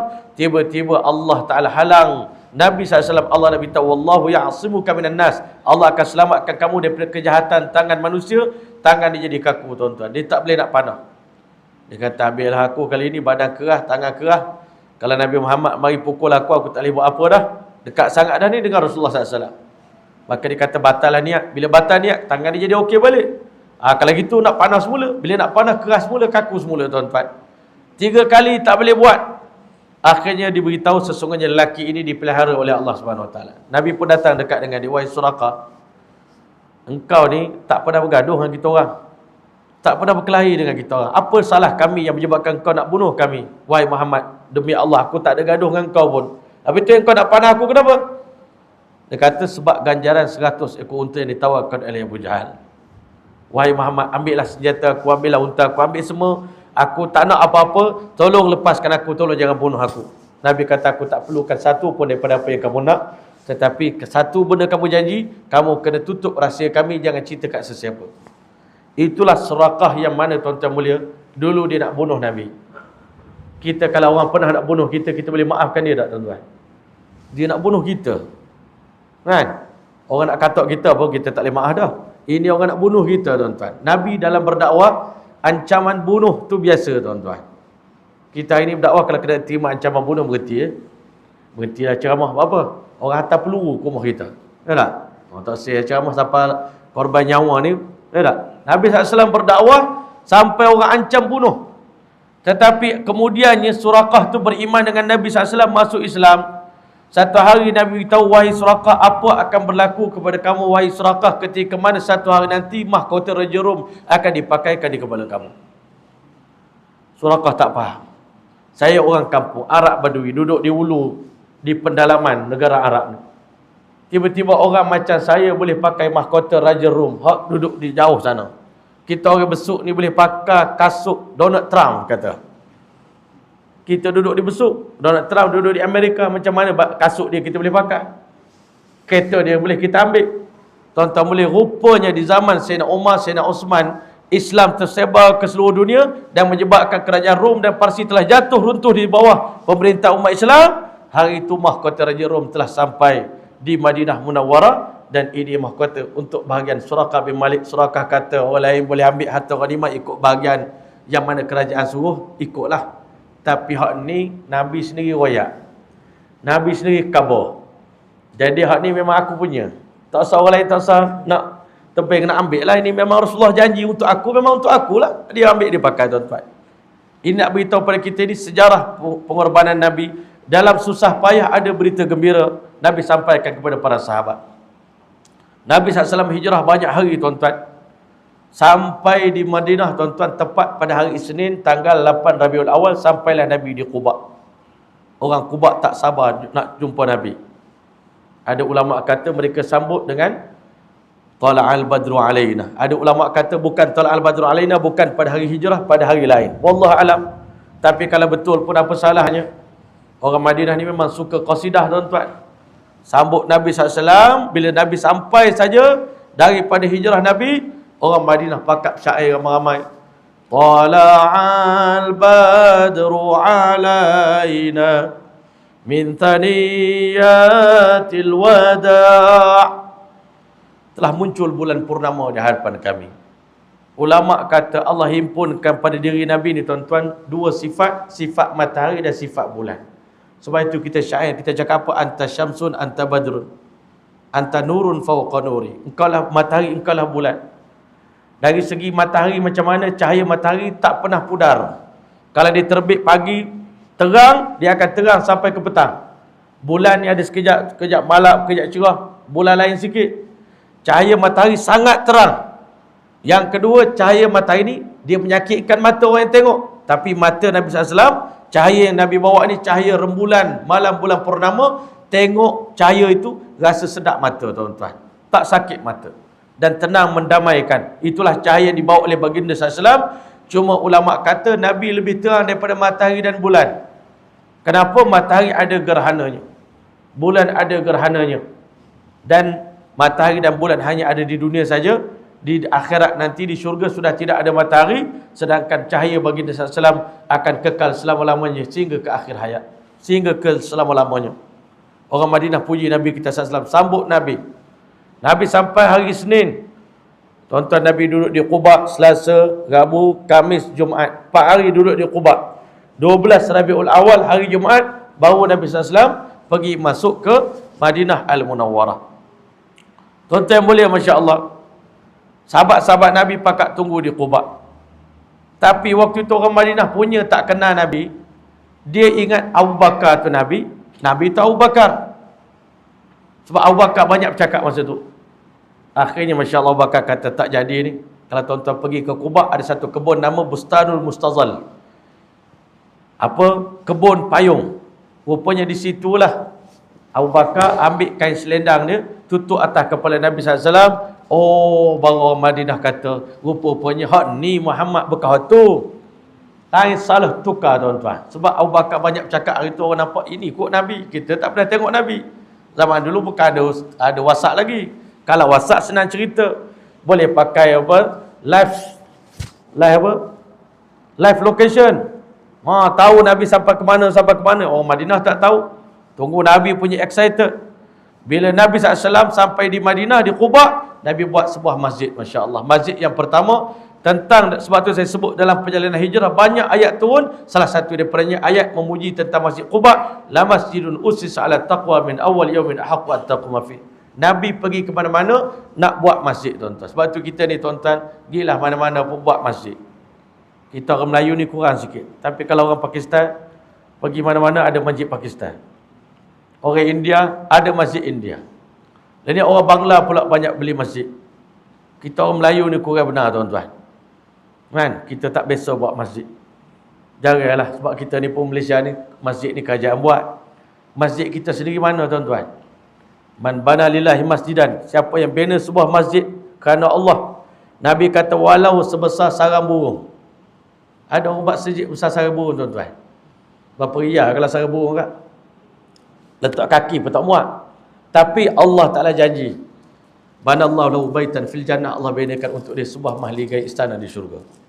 Nabi buat Masjid Quba. Sampai hari ini Masjid Quba dibina, diasaskan oleh baginda sallallahu alaihi wasallam di perkampungan Bani Aus, Masya Allah. Nabi tidur di rumah lelaki, berehat di rumah lelaki yang bernama Kalsum Ibnu Abil Hadmi. Di sebelah malam Nabi tidur di rumah Sa'ad bin Khaitamah, sebab Kalsum ada lelaki yang banyak anak perempuan. Tapi Kalsum ni, tuan-tuan, dia tak sempat hidup lama dengan Nabi. Selepas Nabi hijrah, berapa lama kemudian dia meninggal dunia. Tapi rumah dia pernah menjadi tempat Nabi singgah selama 4 hari. Cukuplah dia menumpang keberkatan, kemuliaan Nabi SAW. Hari Jumaat Nabi nak masuk Madinah. Tiba-tiba sampai di perkampungan Salim bin Auf. Masya Allah, mereka tahan Nabi. Jangan Rasulullah, kami tak benarkan Tuan masuk ke Madinah, melainkan Tuan kena solat zuhur di sini. Tiba-tiba Allah Ta'ala perintahkan solat Jumaat. Ya ayyuhalladzina amanu idza nudiya lis-salati min yaumil jum'ati fas'au ila dzikrillahi wa dzarul bai'. Ayat itu turun ketika mana Nabi SAW berada ke perkampungan Bani Salim bin Auf. Itulah dipanggil Masjid Jumaat. Jumaat yang pertama ditunaikan oleh Nabi dan umat Islam dalam sejarah Islam, tuan-tuan. Maka tuan-tuan, Nabi SAW pun masuklah bersama dengan unta dia lepas solat Jumaat. Dalam perjalanan itu, setiap tok ngulu, setiap tok empat dalam kampung itu, ketua-ketua kampung, ketua-ketua kabilah, pakat duk show pada Nabi, ya Rasulullah, tak segi lain dah, tidur sini lah. Duduk di kampung kami dah. Kampung Bangor ni lah, hak Malik sekalinya. Apa nak kena duduk sini? Apa kekuatan penduduk sini? Alhamdulillah, kami bersatu padu, ya Rasulullah. Ukhuwah kami kuat. Yang paling penting, air telaga kami paling manis, ya Rasulullah. Buah korma kami pun sedap-sedap. Nabi pun nak duduk di Madinah pun tak tahu lagi kampung mana hak sedap sekali. Tetapi Allah ilhamkan Nabi kata, hari ini bukan saya yang buat keputusan. Kalau saya buat keputusan, nanti ada orang kecil hati. Tapi biarlah unta Qaswa' ni yang menentukan.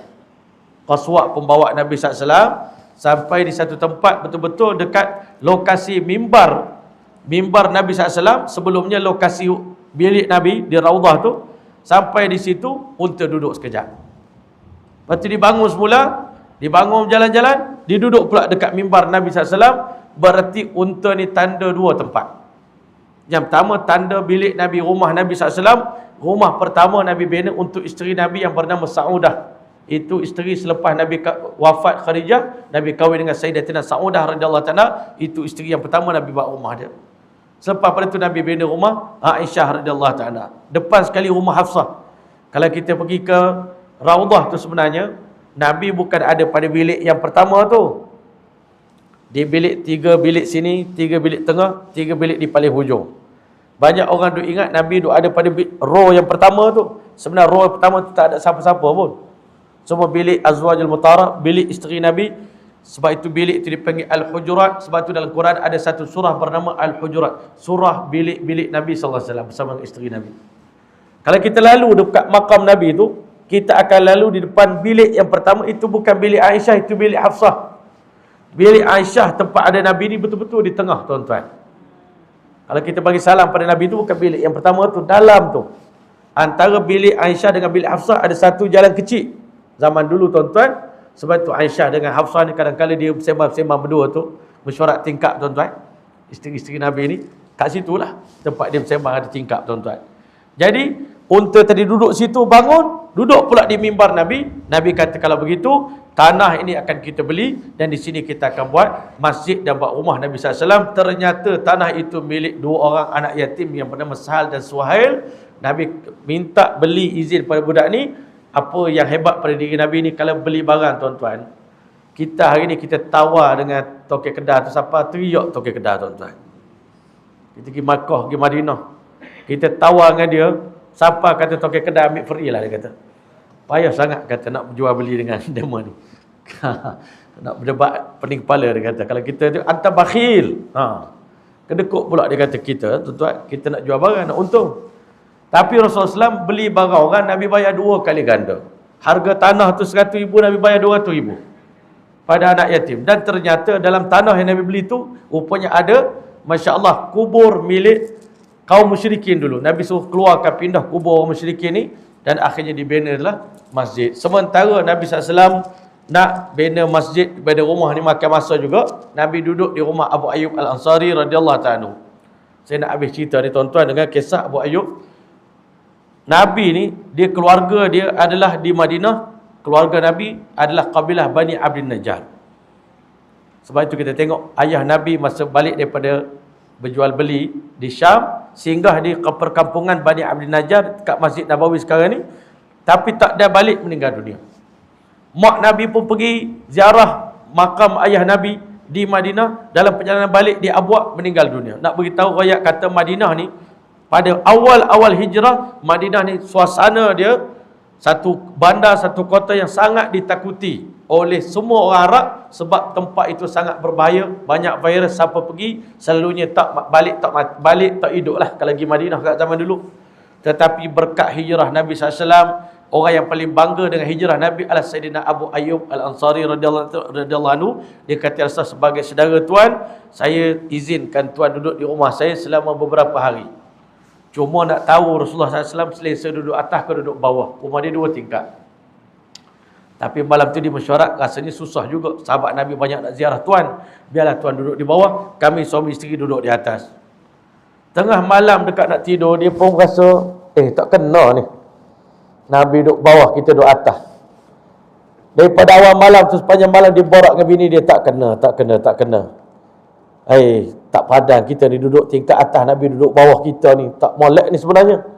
Tengah duduk borak-borak tuan-tuan, tiba-tiba tertepuh air terbalik pula. Dia kata kalau air tu tumpuh atas Nabi malam pertama Nabi sampai di Madinah, habislah, malulah kita. Dia pun malam tu walaupun dingin yang bersangatan, Abu Ayyub ambil kain selimut, kan? Masya Allah, tutup air tu. Sampai malam itu suami isteri tidur dalam keadaan berpeluk, berkesejukan sampai pagi. Tak ada selimut tuan-tuan. Malam pun sejuk, selimut dah basah tadi. Tuan-tuan keesokan pagi dia kata, ya Rasulullah, sebaik-baiknya tuan tidur di atas lah. Malam nanti, malam kedua, tidur atas. Sebab kami sepanjang malam rasa berdosa, rasa bersalah. Kami tidur lebih tinggi daripada tuan. Akhirnya tuan-tuan, rumah Nabi siap dibina. Nabi pun pindahlah ke rumah dia. Daripada itulah Nabi SAW asaskan hari Nabi pertama Nabi sampai di Madinah. Orang Yahudi duduk tengok Nabi Muhammad ni mari jauh-jauh, nak cerita apa dengan kita. Maka itulah ucap tamu yang pertama Nabi SAW sampaikan kepada warga Madinah. Dan itulah hari ini menjadi modal kita nak berdakwah, nak satukan umat. Yang terakhir sekali tuan-tuan, pada baru cerita ni baru separuh ya. Tapi kerana masa kita pun dah lewat dah ni, kita pun tak saya panjangkan, tak saya ambil masa tuan-tuan lagi. InsyaAllah Nabi SAW pun menyampaikan khutbah yang pertama, ya ayuhan nas, wahai manusia. Nabi berdakwah bukan untuk orang beriman saja, bukan untuk orang Arab saja. Wahai manusia, afsus salam, nak bersebarkan kasih sayang, nak satu padu, amalkan budaya memberi salam. Wa at'imut ta'am, amalkan budaya memberi makan, belanja makan, bagi salam, belanja makan. Wasilul arham, hubungkan silaturahim. Dan wasallu bil laili wan nasu niyam. 3 amalan, baiki sesama manusia, malam hari baru bangun tahajud. Di saat orang sedang nyak tidur, tadkhulul jannata bisalam, kamu semua masuk syurga dengan selamat. Ulama kata Abdullah bin Salam dengar khutbah yang pertama daripada Nabi SAW, dia kata yang pertama, wajah lelaki ni bukan wajah pendusta. Yang kedua dia kata apa yang disampaikan sangat hebat. Yahudi mari jumpa Nabi, ya Rasulullah, kami wakil daripada Yahudi nak tanya kamu beberapa soalan. Salah satu daripada soalan yang pertama dia kata, Ma tuhfatul jannati ya Rasulullah. Apakah hidangan pertama Allah nak bagi pada umat manusia bila kali pertama masuk syurga? Apa menu pertama masuk syurga? Maka Nabi SAW beritahu tuhfatul jannati kabidun nun. Maka santapan pertama ahli syurga, menu pertama masuk syurga al-hati ikan paus. Soalan nombor 2 nak tanya. Kenapa anak ni ada anak yang muka dia macam mak, ada sebahagian anak muka macam ayah? Maka Nabi SAW beritahu, seandainya dalam perhubungan suami isteri, air ibu keluar dulu, maka anak tu akan mirip ibunya. Kalau ayahnya keluar dulu, insya-Allah anak yang keluar mirip dengan wajah ayahnya, masya-Allah. Itu yang Nabi SAW sampaikan. Ada 3 soalan yang orang Yahudi tanya pada Nabi, Nabi dapat jawab. Tapi orang Yahudi ni walaupun dah tahu kebenaran Nabi, tetapi tetap saja menolak kebenaran Nabi SAW. Sebab itu sehinggalah Allah turunkan ayat, Qul in kuntum tuhibbunallah, kalau kamu dakwa kamu cinta pada Allah, fattabi'uni yuhibbukumullah, ikutlah kamu aku, ikutlah Nabi SAW, ikutlah aku, yuhibbukumullah, Allah Ta'ala akan cinta pada kamu, wa yaghfir lakum dzunubakum. Sehingga akhirnya Nabi duduk di Madinah selama 10 tahun dalam keadaan indah, aman dan damai. Sehingga kata Anas bin Malik radhiyallahu anhu, tidak ada hari paling bahagia, paling gembira bagi penduduk Madinah melainkan pada hari hijrahnya Rasulullah SAW, dan tidak ada hari duka cita yang paling besar bagi penduduk Madinah. Sedih tuan-tuan, orang Madinah kalau boleh 10 tahun tak nak berpisah dengan Nabi. Kalau pergi semayang nak balik lambat, semayang belakang Nabi, imam baca panjang pun tak kisah, Nabi bagi ceramah panjang mana pun tak kisah. Pernah Nabi bagi ceramah daripada subuh sampai malam, orang Madinah duduk tertenggek-tenggek. Sehingga Sufyan Urwah bin Mas'ud As-Saqafi kata, aku dah pergi ziarah satu dunia, aku dah pergi ziarah raja-raja hebat di dunia, tapi tak pernah aku melihat sekumpulan umat yang begitu sayang dan menyanjung tinggi pemimpin mereka sebagaimana kama yu'azzibu ashabu Muhammadin Muhammadah, sebagaimana sahabat Muhammad memuliakan Muhammad sallallahu alaihi wasallam. Kalau dia bercakap, semua orang pakat diam. Dan tak ada sahabat yang berani tenung mata Nabi tajam-tajam, semua tunduk mata. Kalau Nabi suruh buat sesuatu, segera mereka buat. Dan kalau Nabi ludah, mereka tak akan biarkan air ludah Nabi jatuh ke tanah. Kalau Nabi berwuduk, mereka berebut air wuduk Nabi. Demi Allah, aku tak pernah melihat satu umat yang begitu memuliakan pemimpin mereka lebih daripada Muhammad SAW. Nabi satukan Aus dengan Khazraj, Nabi satukan Muhajir dan Ansar, dan Nabi gerakkan sahabat Nabi untuk berjihad dan berjuang. Sehingga akhirnya daripada Madinah tersebarlah Islam ke serata alam. Orang Madinah yang dulunya tak percaya pada Allah, mereka hidup dalam kehinaan, tetapi dengan berkat tarbiyah Nabi, jadilah orang Madinah sebagai semulia-mulia umat, semulia-mulia manusia yang hari ini kalau kita datang ke Madinah, automatik Allah campak rasa terima kasih kepada orang Madinah. Terima kasih kerana jaga Rasulullah untuk kami. Terima kasih orang Madinah. Saya selalu jumpa orang Ansar, orang Madinah. Saya tanya, tuan orang Madinah? Ya. Terima kasih anak cucu orang Ansar kerana moyang kalian jaga Nabi kami untuk kami dengan sebaik-baik jagaan. Orang Madinah cakap pada Rasulullah, ya Rasulullah, khudh min amwalina masyid, ambillah daripada harta kami berapa banyak tuan nak ambil. Demi Allah ya Rasulullah, harta yang tuan ambil lebih kami suka daripada harta yang tuan tinggalkan. Kalau tuan suruh kami terjun dalam laut, kami terjun. Kalau tuan suruh kami pacu kuda sampai ke Barkil Ghimat, tempat paling akhir sekali negeri Yaman, kami pergi ya Rasulullah. Kami akan sami'na wa ata'na, sam'an wa ta'atan Rasulullah, dengar dan taat. Perlulah kami buat apa pun.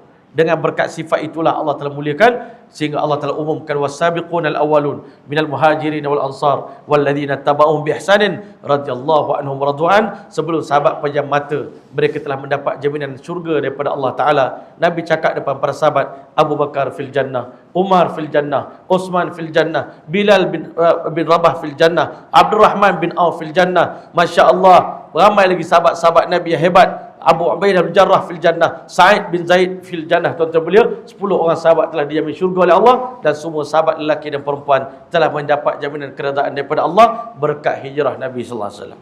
Sebab itu hijrah dibawa berkat. Sebab itu Imam Syafi'i suruh umat dia, pengikut dia berhijrah. Hijrah ni banyak manfaat. Sebab itu Imam Syafi'i cakap dalam syair dia, ada beberapa makhluk yang bukan manusia tapi kerana berkat dia hijrah, Allah muliakan dia. Yang pertama air, sebab dia mengalir, Allah jadikan dia suci lagi menyucikan. Yang kedua anak panah, berkat dia mampu tinggalkan ibu panah, maka dia menjumpai sasaran dan matlamat dia. Yang ketiga singa, berkat dia hijrah tinggalkan kediaman dia, hari-hari dia dapat makan lauk fresh, tuan-tuan mulia. Dan diberitahu lagi, sesungguhnya emas, Kerana berkat dia boleh tinggalkan tempat tinggal dia, tempat kampung halaman dia, emas menjadi satu permata yang satu kata logam yang sangat bernilai. Dan akhir sekali dia kata pokok gaharu, kalau dia tak tinggalkan keselesaan dia, kampung dia, hutan itu, maka gaharu tak akan jadi mulia, tak jadi mahal harganya. Berkat dia berhijrah lah. Hari ni Masya Allah gaharu, pokok gaharu kan, pokok oud itu menjadi bernilai, menjadi satu yang berharga disebabkan hijrah. Begitulah diri kita kalau nak berubah, kalau kita berhijrah, Allah Ta'ala jadikan kita semulia-mulia manusia. Bersempena dengan hari Ma'al Hijrah, sama-sama kita berazam untuk bawa diri kita, masyarakat kita, anak isteri kita dan seluruh umat ini berhijrah ke jalan Allah Ta'ala. Tak akan berubah nasib sesuatu kaum sehingga mereka mengubah nasib mereka dengan izin Allah Subhanahu Wa Ta'ala. Tapi kita usaha, mudah-mudahan Allah Ta'ala baiki umat ini insya-Allah dengan azam dan doa kita. Sekian, saya rasa panjang sudah bicara, saya mohon ampun dan maaf kan. Masya-Allah, harap tuan-tuan tak jemulah mendengar kuliah. Kadang-kadang orang kata panjang sangat kuliah ustaz ni. Jadi kerana itu insya-Allah mudah-mudahan Allah Ta'ala berkati pertemuan kita pada malam ini. Semoga Allah Ta'ala memberkati kita. Saya pun datang hijrah daripada Jerantuk ni, mari jauh nak bagi sampai sini ni lama lah. Malam ni pula nak balik pula ni. Main balik hari je ni, tak tidur di sini. Jadi insya-Allah mudah-mudahan kedatangan kami sedikit sebanyak dapat membawa kebaikan kepada kita di dunia dan akhirat. Sekian, wabillahi taufiq wal hidayah. Wassalamualaikum warahmatullahi taala wabarakatuh.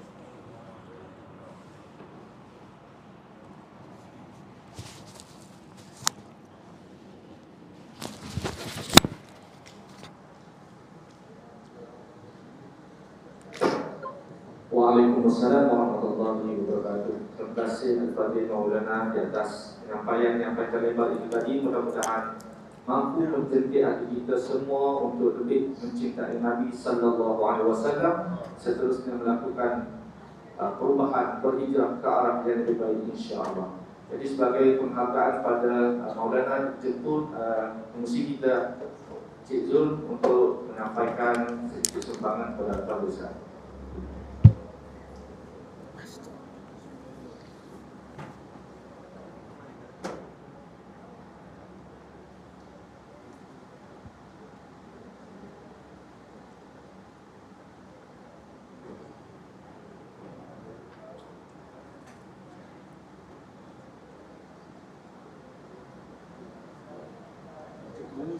Sekali lagi terima kasih diucapkan kepada Maulana di atas kehadiran kesudian beliau untuk hadir ke majlis kita. Dan marilah sama-sama kita mengakhiri majlis kita dengan doa, Allahumma ja'al istima'ana hadha istima'an marhuma wa tafarruqana min ba'dihi tafarruqan ma'suma. Wa sallallahu ala sayyidina Muhammad wa ala alihi wa sahbihi wa sallam. Walhamdulillahi rabbil alamin. Wassalamualaikum warahmatullahi wabarakatuh.